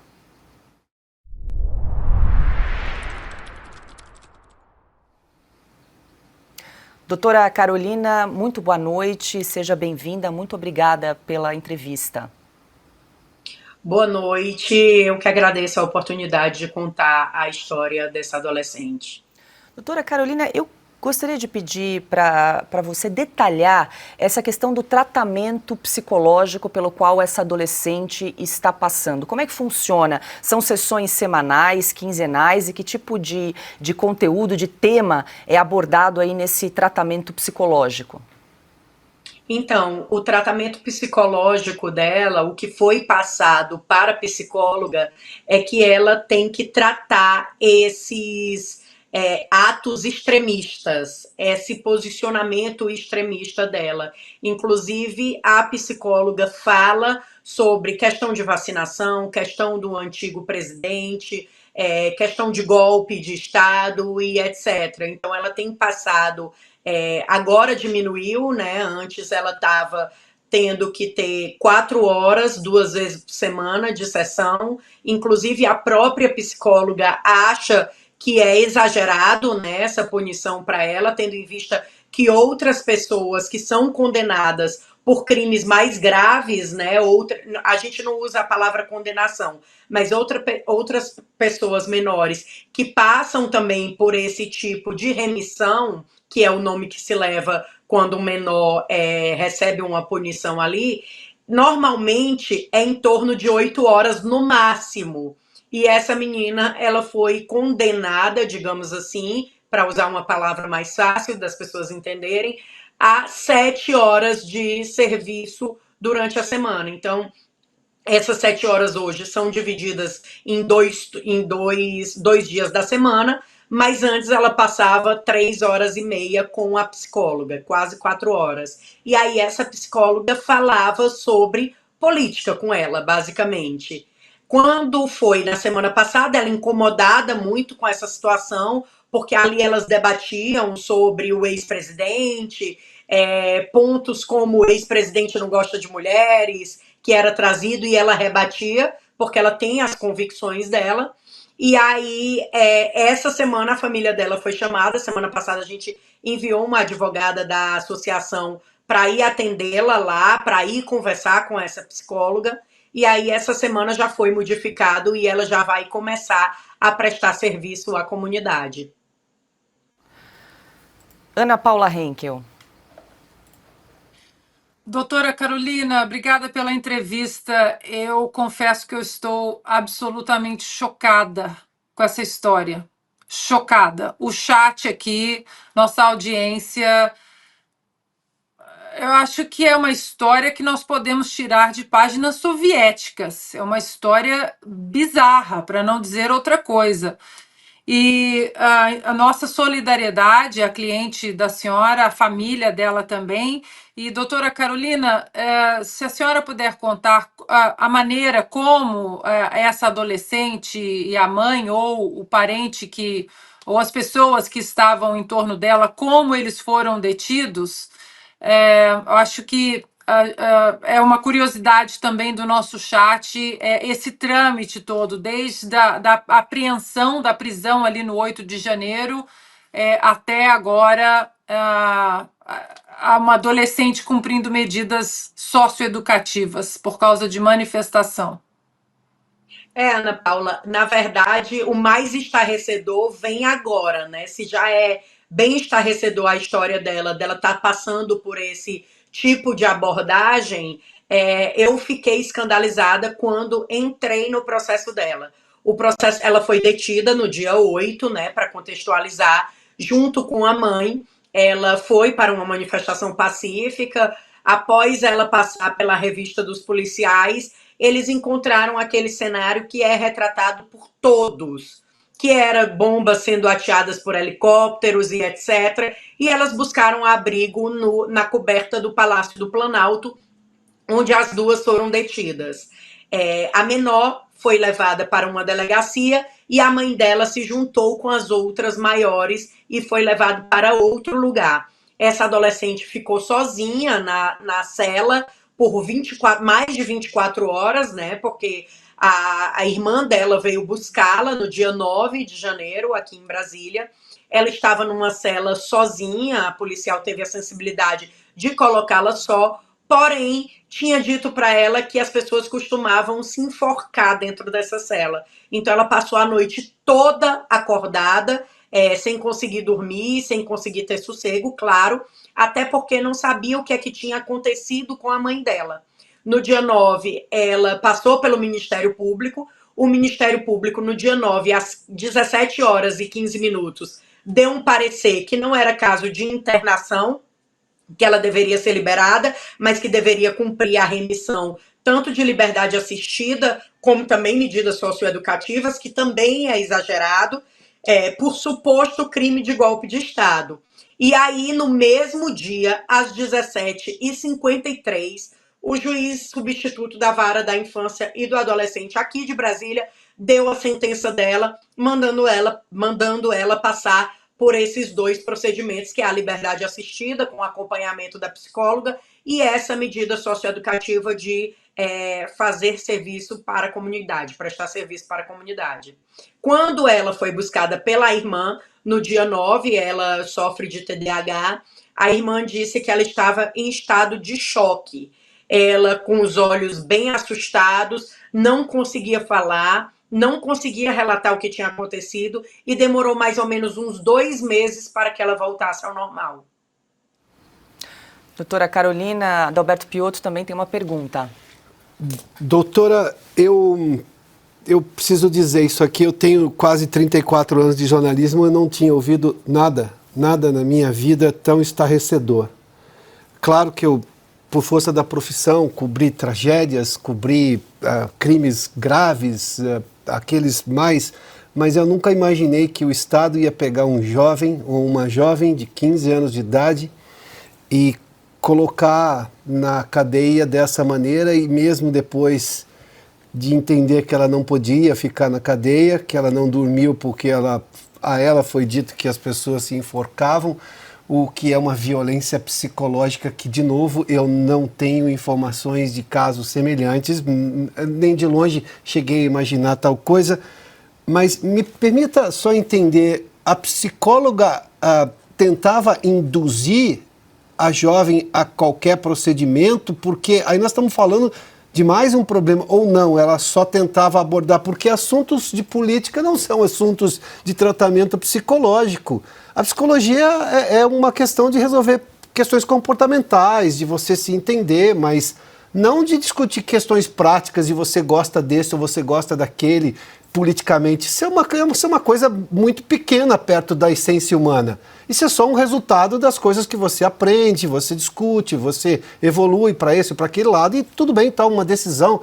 Tanto que o voto é secreto, você não precisa nem contar para quem você votou, ou seja, a própria democracia lhe dá essa liberdade, né? Agora, como é que era exatamente essa sessão de psicologia com essa jovem? Exatamente, assim, depois que a doutora esteve lá, a doutora Juliana, que inclusive a psicóloga disse que não necessariamente deveria atender a advogada, que ela não tinha a obrigação de atender a advogada abordou questionando o porquê daquela linha de atendimento. E ela disse, olha, ela foi detida por tentativa de golpe de Estado. Mas veja só, uma garota de 15 anos foi detida por tentativa de golpe de Estado, então o meu papel aqui é fazer ela refletir sobre os atos dela, atos esses que são considerados atos extremistas. E aí, por conta disso, ela informou que fazia esse tipo de abordagem. Já agora, posterior a essa visita da advogada, ela traz que não é bem assim, na verdade eu tenho que fazer ela refletir para que ela tenha pensamentos melhores e etc. Mas a gente desconhece esse tipo de tratamento, principalmente para quem já fez terapia, sabe que não é essa abordagem que é a abordagem correta. Pergunta agora é de Rodrigo Constantino. Boa noite, obrigado pela entrevista, doutora Carolina, é bom vê-la novamente. Olha, eu estou tão chocado que eu não sei nem se eu tenho pergunta, né? É tudo isso que já foi abordado. Nós podemos falar em campo de reeducação forçada. Isso é o que fazem na China com os uigures, isso é o que a União Soviética fazia e por aí vai, né? Campo de reeducação forçada. Lavagem cerebral, doutrinação ideológica. Essa psicóloga que precisa, talvez, de camisa de força. Eu vou quase fazer uma pergunta jocosa, porque esse caso devia estar escandalizando o país.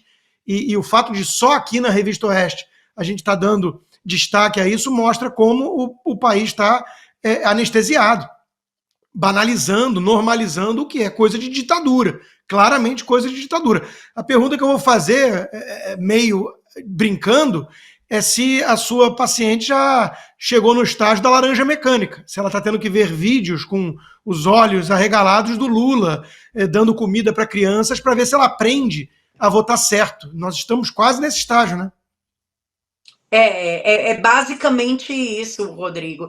Ela está passando por uma sessão, poderíamos até dizer que uma pequena sessão de tortura, né? A partir do momento que você vai para um lugar onde você não concorda absolutamente nada que a pessoa fala e você também não tem o direito ali de rebater. É uma situação muito complicada mesmo para essa adolescente. Fora o trauma que ela já passou da detenção, a mãe dela também foi detida, ficou 8 meses presa. Então, assim, é um trauma que vai ser muito difícil de depois tratar. E, doutora Carolina, agora, como é que está a situação dessa adolescente? Qual é o estado de espírito? Como é que ela está nesse momento?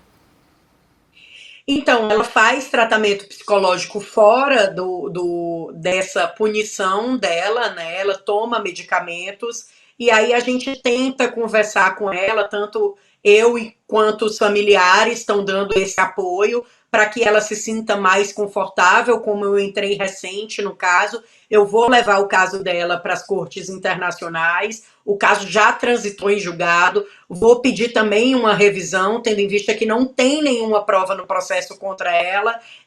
São meras ilações. Então, a gente vai fazer tudo que tiver ao alcance e ela também vai ser incluída na PL da anistia, que é a de iniciativa popular que a gente está colhendo assinaturas.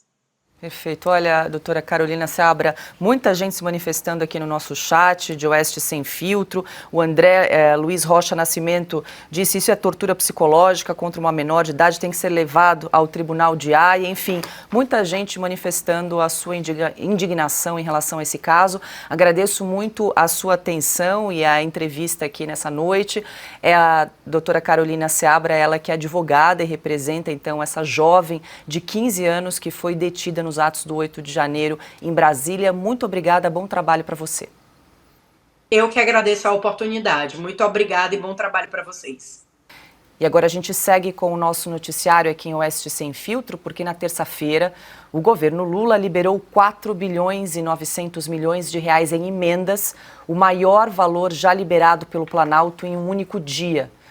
Os repasses foram autorizados e anunciados pelo ministro das Relações Institucionais, Alexandre Padilha, na tarde de quarta-feira, em meio aos embates entre o Executivo e o Congresso e às vésperas da sessão destinada a analisar os vetos presidenciais, prevista para ocorrer na próxima semana.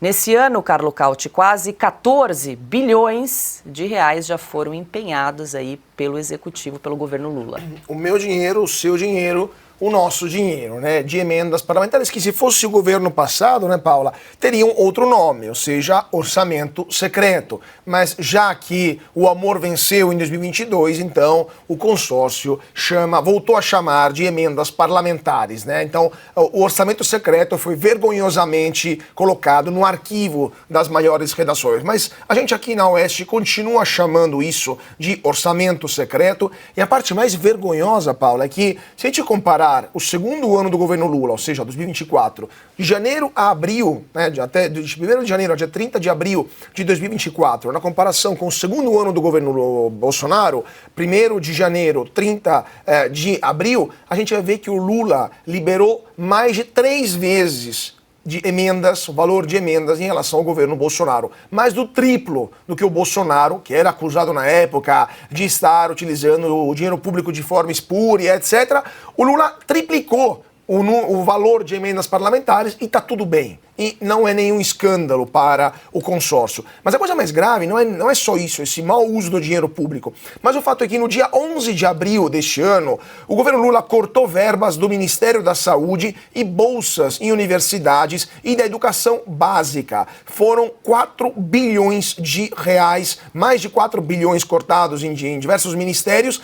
Por incrível que pareça, até exatamente o valor, né, de 4 bilhões bilhões que foi liberado pelo governo Lula nessa última leva de emendas parlamentares. Ou seja, tira dinheiro de saúde, educação, inclusive básica, ou seja, prejudicando o futuro das nossas crianças, para dar dinheiro a congressistas para, de fato, comprar o voto de um Congresso que o PT não controla. Isso tem que ser feito de forma mais rápida possível, porque tem a lei eleitoral que impõe até dia 30 de junho o limite para dar emendas para os congressistas. Então, nos próximos 60 dias, veremos uma enxurrada de emendas parlamentares, só que o dinheiro é curto, então o governo vai cortar de um lado saúde, educação e investimentos para entregar a grana aos deputados e senadores, tentando evitar sucessivas derrotas no Congresso Nacional. Ou seja, quem votou no atual governo achando que ia aumentar saúde, educação, muito pelo contrário, estão sendo cortados para dar bilhões de reais a deputados e senadores. Esse é o governo que temos hoje lá em Brasília. Na tarde desta sexta-feira, o ministro do Supremo Alexandre de Moraes mandou soltar Mauro Cid. Essa é a segunda vez que o ex-ajudante de ordens de Jair Bolsonaro é solto. Cid estava detido desde março no batalhão da Polícia do Exército, em Brasília. Na ocasião, vazaram áudios do militar fazendo críticas a Alexandre de Moraes e também à Polícia Federal. Durante as conversas, Cid também sugeria que os investigadores da Polícia Federal estariam com uma narrativa pronta sobre os fatos que ele deveria relatar. Na decisão, Moraes afirma que Mauro Cid compareceu à diretoria de inteligência da Polícia Federal, onde prestou novos depoimentos com informações complementares sobre os áudios divulgados. O ministro ainda considerou que, em seu pedido de soltura, Cid reafirmou a validade dos relatos que fez até então no âmbito das investigações do inquérito das milícias digitais. Bom, Piotto, um ponto que havia dúvida, né, quando o ministro Alexandre de Moraes mandou prender Mauro Cid pela segunda vez, é se ele iria manter o acordo de colaboração premiada firmado entre a Polícia Federal e o tenente-coronel. Fato é que agora, hoje, então, o ministro manda soltar Mauro Cid pela segunda vez e mantém os termos dessa colaboração premiada, em que pese a divulgação daqueles áudios ali em março, em que Mauro Cid conversava com uma pessoa que não se sabe quem era até hoje, não sabemos, né? Nem quem vazou esse áudio, interesse de quem, em que Mauro Cid ali comentava um pouco os termos do acordo e da postura do ministro Alexandre de Moraes e da Polícia Federal para a celebração desse acordo de colaboração premiada. Bom, vamos para duas questões práticas. Primeiramente, que um réu pode mudar a sua versão, um acusado pode mudar a versão. Mas o que ele disse nessa delação premiada e o que ele disse nesse telefonema, seja com quem for, quem tenha vazado, esse é um detalhe, a voz é dele. Nunca foi desmentido nada daquilo. E o que ele diz nessa ligação, nessa conversa telefônica, desmente um monte de coisa que, em tese, ele teria dito nessa delação premiada, que ele disse que foi forçado, inclusive, que as respostas estavam prontas, estavam aguardando apenas uma chancela de alguém. Se não me engano, uma das frases era essa: está tudo pronto, você vai lá e chancela. Mas vamos para uma outra questão ainda mais prática. O Supremo levou, desde o dia 22 de março, quando ele foi preso novamente, para chegar a essa conclusão de que a delação anterior vale, porque isso poderia ter sido resolvido naquele momento em que ele se representou, foi obrigado a se reapresentar à Polícia Federal. 22 de março, hoje é dia 3 de maio. Nós estamos falando de praticamente um mês e meio de uma nova prisão. Ele está saindo com todas as cautelares, ou seja, vai ter que usar tornozeleira eletrônica, vai ter que se apresentar toda segunda-feira em algum lugar da Justiça, eu não me lembro exatamente qual é o local, mas enfim, ele tem que se representar a um órgão do poder. Ele não pode falar com as outras pessoas investigadas, a exceção, se não me engano, é do pai e da esposa, mais alguém, mas não é muito mais gente também não. Inclusive, ele não tem mais liberdade de andar armado, embora seja um tenente-coronel do Exército.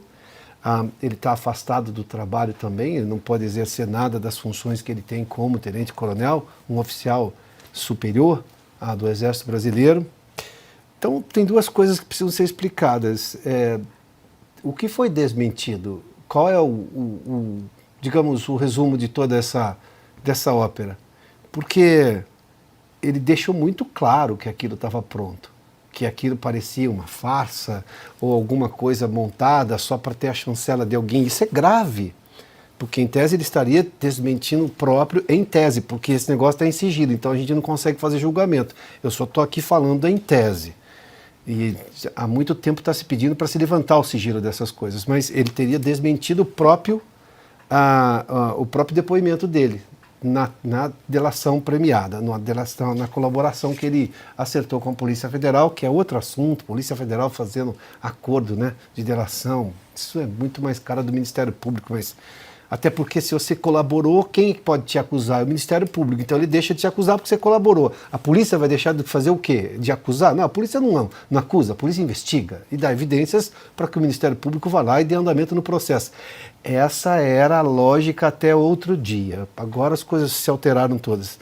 Mas é um caso que a gente fica aqui falando sobre teses porque não se tem. Está tudo sob sigilo. E nós estamos falando de um caso de quando mesmo precisa do sigilo ainda, qual é a razão de todo o sigilo. Mas, de novo, ficou do dia 22 de março preso até agora para chegar à conclusão que não, o primeiro depoimento de colaboração dele é que vale. Aquela ligação esquece. Então você recebeu uma punição pela fala, por aquela ligação telefônica. Isso está muito longe do que se poderia chamar de um processo justo, como prevê, obviamente, o aparato judicial brasileiro. Pois é, Ana, esse é um caso, vamos dizer assim, atípico, que a gente tenta entender aí há alguns meses, né? E como bem disse o Piotto, ele foi preso pela segunda vez, 22 de março, passa-se aí pouco mais de um mês, e o ministro Alexandre de Moraes, então, decide por soltá-lo. Vale lembrar que teve a manifestação favorável da PGR, foi favorável aí à soltura. E, ministro Alexandre de Moraes, então vamos manter todos os termos aqui, vou até trazer, segundo o ministro, aspas aqui, foram reafirmadas a regularidade, legalidade, adequação dos benefícios pactuados e dos resultados da colaboração, a exigência legal e a voluntariedade da manifestação de vontade, fecha aspas, e Mauro Cid volta hoje para casa. É um caso difícil de a gente entender, né, Ana? O problema, Paula, perdão, é que é mais um caso atípico. É mais um caso na longa lista de anormalidades, né? Nós não temos mais uma normalidade jurídica, processo, o rito ali do processo, né? O due process que os americanos tanto falam aqui. Não temos mais o ordenamento jurídico, então é mais um caso. E como o Piotto disse, nós vamos ficar aqui levantando teses, porque está tudo sob sigilo e começamos o programa falando de transparência e seguimos em mais um caso que não tem transparência. Nós não sabemos, né? As coisas que são liberadas para a imprensa e para os advogados são coisas liberadas ali de acordo com a relação de alguns jornalistas e ministros do Supremo Tribunal Federal, Alexandre de Moraes, a conta-gotas. Existe, por exemplo, existem advogados que falam que eles não têm acesso aos autos e que eles ficam sabendo de movimentações nos inquéritos de seus clientes através de notas da imprensa. Então, como o Piotto disse, estamos aqui levantando teses. Agora, não dá para ignorar o áudio do Mauro Cid, né, que ele disse que a Polícia Federal tem já uma narrativa pronta, que o ministro Alexandre de Moraes também já tem uma narrativa pronta, que existe sim um conluio aí com uma narrativa já pronta e que ela seja apresentada para o Mauro Cid. Não tem como ignorarmos essa acusação daquele áudio e essa tese, Paula, porque nós temos o Felipe Martins, que está preso até hoje, desde o dia 8 de fevereiro. Desde o dia 8 de fevereiro, Felipe Martins, que já provou que não saiu do país. Sua ordem de prisão está unicamente estabelecida em uma saída do Brasil que não existiu. Documentos oficiais da empresa aérea da Latam já foram apresentados que ele não saiu do país, que ele viajou de Brasília para Curitiba. No entanto, ele segue preso. Por quê? Existe uma narrativa pronta, como o Mauro Cid acusou a PF naquele áudio? Estão mantendo Felipe Martins preso para alguma possível delação? Ele que já disse que não tem o que delatar, ele não saiu do Brasil. E o Mauro Cid é essa história, né, que a gente fica lendo aí, teria consultado militares, teria feito a minuta, teria. Ninguém é preso por teria. Ninguém é preso no Brasil durante quanto tempo que o Mauro Cid ficou preso, foi liberado, depois preso de novo. Ou seja, não temos mais absolutamente nenhum ordenamento jurídico. E aí, Paula, eu vou insistir que nesse fio todo do que nós estamos vivendo, é preciso dar uma carta de alforria, digamos assim, para os nossos parlamentares em relação ao Supremo Tribunal Federal. Não tem como, eles não conseguem cobrar transparência e justiça de inconstitucionalidade, sobre as inconstitucionalidades de ministros, porque eles têm medo. Porque o foro por prerrogativa de função coloca uma forca em todos eles, em deputados e senadores, em relação ao Supremo. Eles balançam, né, a qualquer inquérito, olha, não fale mal de mim, não me persiga, porque senão eu abro um inquérito contra você de ofício. Hoje nós estamos acostumados a ver inquéritos sendo abertos de ofício, uma canetada apenas. Então, enquanto os nossos parlamentares não forem livres, sem o foro por prerrogativa de função, que mantém os nossos parlamentares de joelhos, nós vamos continuar aí vendo tudo isso. Você estava falando da PGR, a PGR também já se manifestou pela soltura do Felipe Martins. E o que o Alexandre de Moraes fez? Deu de ombros. Até quando?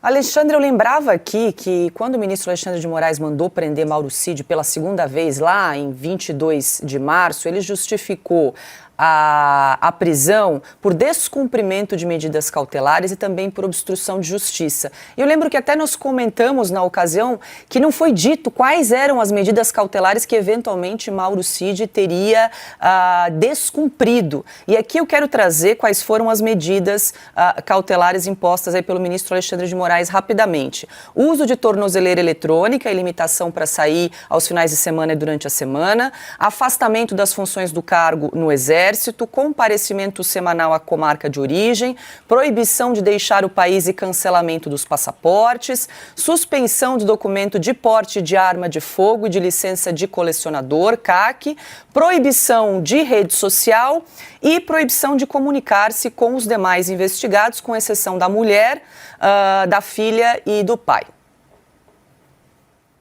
Pois é, e aí já faltou uma filha, né? Começou que ele só podia se comunicar com a filha de 18 anos e não com a filha menor de idade. Parece que, depois que eu falei nisso no YouTube, no dia seguinte foi permitido, né? O que aconteceu com o Mauro Cid, né, foi muito conveniente ou cômodo para o alto comando do Exército não precisar se indispor. Porque ele é um militar brilhante, de uma carreira brilhante, e tinha o máximo de pontos para chegar ao topo da carreira. Porque general é acréscimo, topo da carreira é coronel. E as promoções foram em março. E ele não foi promovido. O alto comando não pôs o nome dele. Aí evitou problemas, né? Ele, inclusive, estava nomeado para chefiar o pessoal lá de Goiânia, das Forças Especiais, uma unidade de elite. Brilhante militar. Em lugar disso, estava preso. Ficou praticamente 40 dias preso, um total de 1 ano, já que ele está de tornozeleira, preso, ora em regime fechado, ora domiciliarmente, né?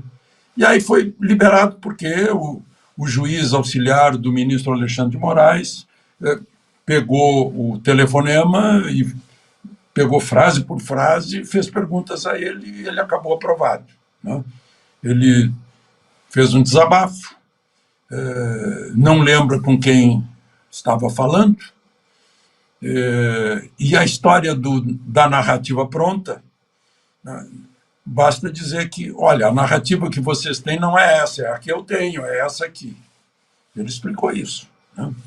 E, ao mesmo tempo em que negou que tivesse sido forçado e tal, e tudo isso foi aceito pelo Judiciário, pela Procuradoria-Geral da República, para ele ser liberado da prisão, onde ele estava péssimo. Voltar para casa, pelo menos ficar no seio da família. Parece que há uma tentativa de pegar esse homem que foi ajudante de ordem de Bolsonaro, sem conhecer Bolsonaro antes. Ele foi escolhido por decisão dos superiores dele, né? Bolsonaro talvez tenha indicado, porque era companheiro do pai dele, general, né? Ele ia para Washington, para uma missão de Washington, e foi lá sem conhecer Bolsonaro. Cumpriu a missão dele, papel de ajudante de ordens ele cumpriu, fez o que deveria fazer, e agora parece que, puxa, esse aí pode ser que incrimine Bolsonaro, né? Ele acabou confirmando, não, o compromisso que eu fiz, eu mantenho o compromisso, não tem problema nenhum, né? Continuamos, não incorreu em nenhuma dessas rompimento dessas cautelares, por isso ele está em casa de novo, mas não está solto. Ele está sendo processado por golpe de Estado, aquela história de usar violência para derrubar o Estado Democrático de Direito, e depois tem lá alterar dados da vacina, não sei o quê, né? Mas, enfim, ele teve um alívio, né? Mas já foi prejudicado na carreira, na família, nas finanças, pagando um dinheirão de advogado, né? É mais uma vítima dessa onda toda aí que tem um fundo político, né? Medo de Bolsonaro, provavelmente. Criaram um mito. O mito que eu falo não é o mito Bolsonaro, mito de mitomania, né? Criaram aquilo, Bolsonaro é golpista, quando era o inverso, né? E então, para se proteger desse suposto golpe criado pela narrativa, aconteceu tudo isso, né? Impulsionado, inclusive, pela insatisfação de não ter uma coisa simples, que era um comprovante de voto, para demonstrar, olha, Bolsonaro perdeu mesmo a eleição, pronto, ninguém mais discute, está aqui, vamos contar o papel, né? Era tudo tão simples, mas como se complicou, e agora está difícil de sair. Silvio Almeida, ministro dos Direitos Humanos e da Cidadania, defendeu a ideia de que a proibição das saídas temporárias de presos prejudica a ressocialização e fortalece o crime organizado. Em uma nota enviada à coluna da jornalista Mônica Bergamo, na Folha de São Paulo, o ministro de Lula disse ainda que a medida é inconstitucional. Ao comentar a aprovação das mudanças na Lei de Execução Penal pelo Congresso, acabando com saídas temporárias em datas comemorativas para presos do regime semiaberto, Silvio Almeida afirmou, abro aspas aqui para o ministro, a forma como se está lidando com o tema no país vai na contramão de tudo que tem sido feito mundialmente para racionalizar e diminuir a pressão do sistema carcerário, fecho aspas aqui para o ministro Silvio Almeida. Carlo Cauti, quero ouvi-lo aí sobre essa declaração do ministro em relação ao fim das saidinhas, que, diga-se de passagem, o Congresso deve se debruçar sobre o tema aí na semana que vem, para ver se derruba o veto aí parcial do presidente Lula sobre o tema.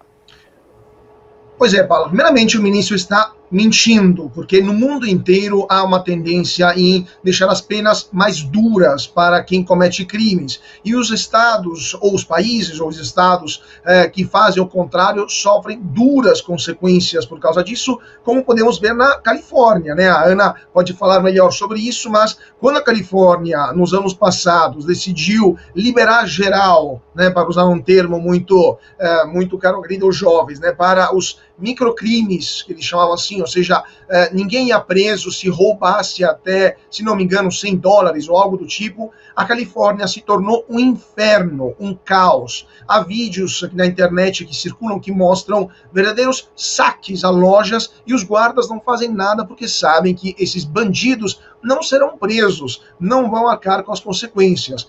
Resultado qual foi? Uma migração da Flórida de pessoas que estão saindo, da Califórnia, em direção da Flórida, muitas vezes, ou do Texas, de pessoas que não aguentam mais esse avanço da criminalidade. Na Europa, vários países estão deixando as penas mais duras.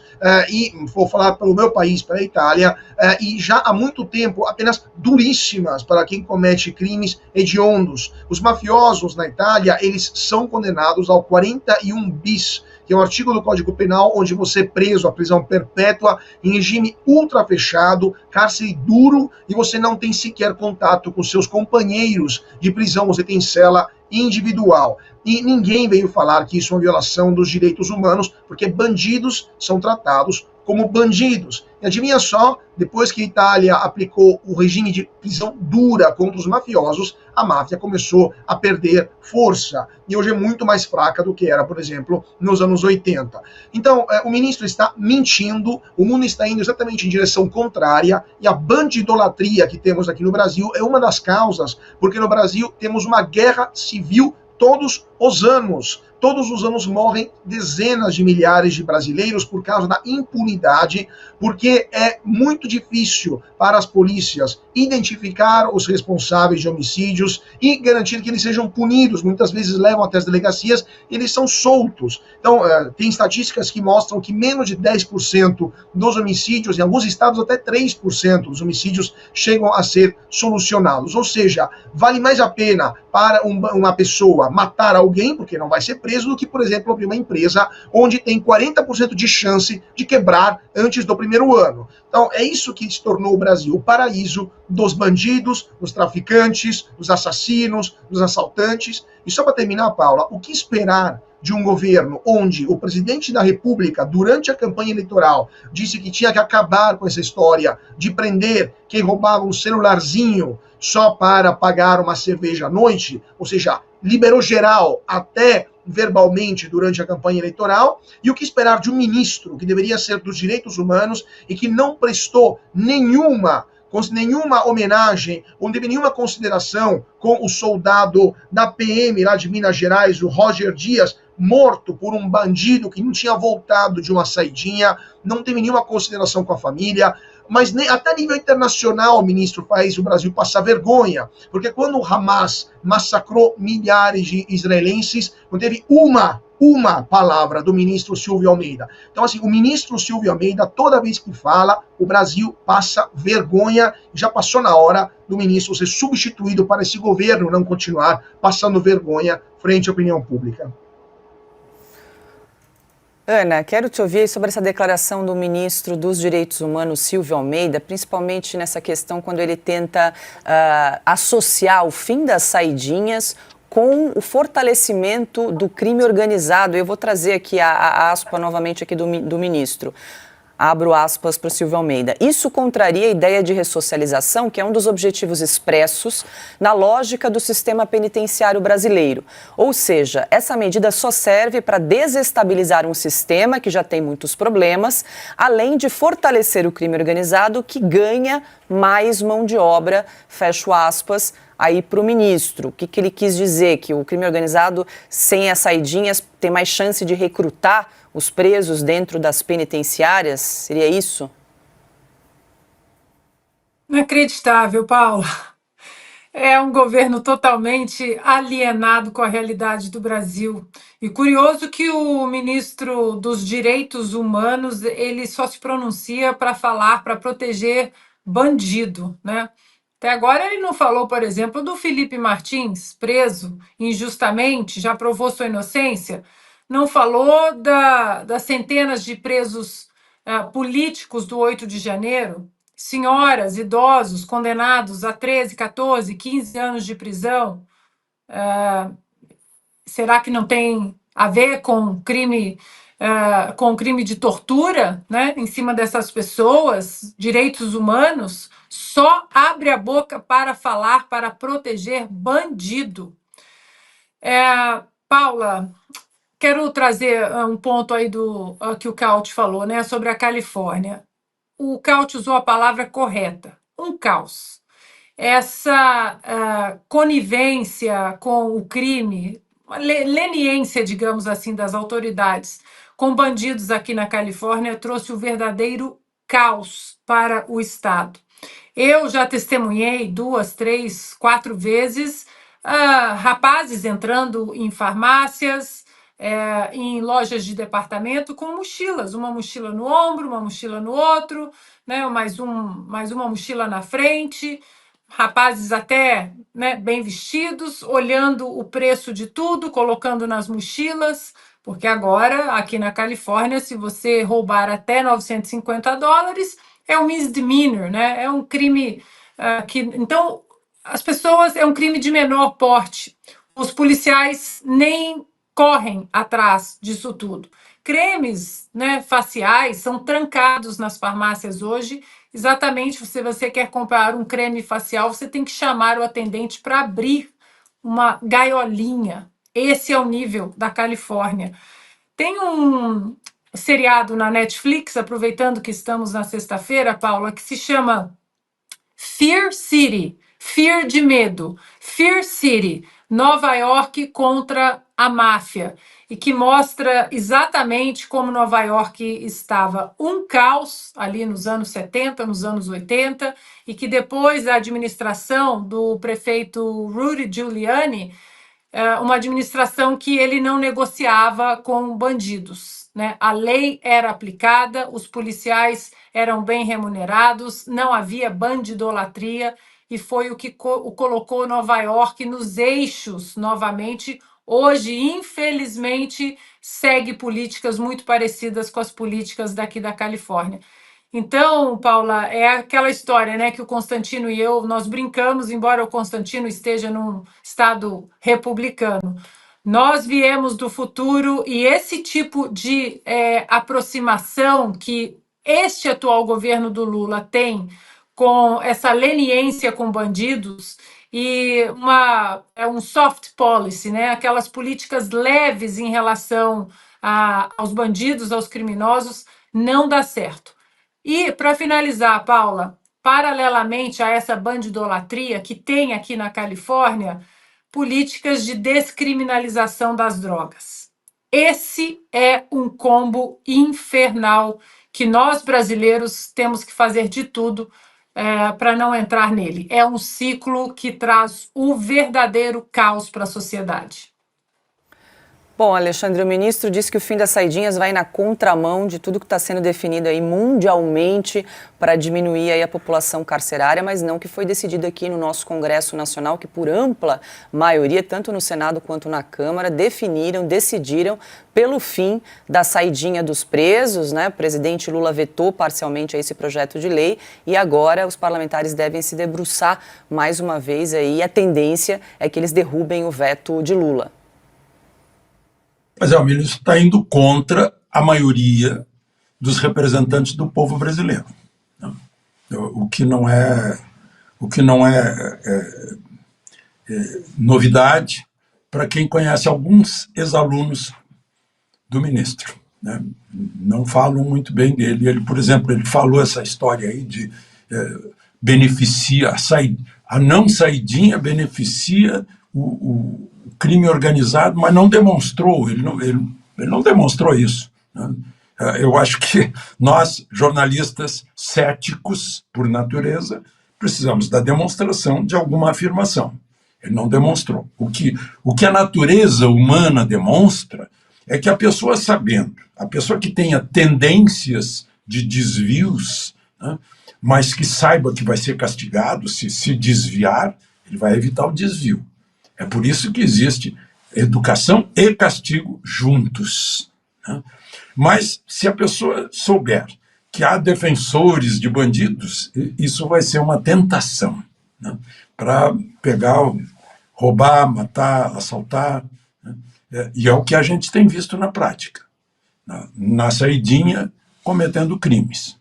Eu proponho ao ministro que seja isonômico na sua defesa de direitos humanos. Que, assim como defende os direitos dos bandidos, defenda os direitos dos policiais e defenda os direitos das vítimas.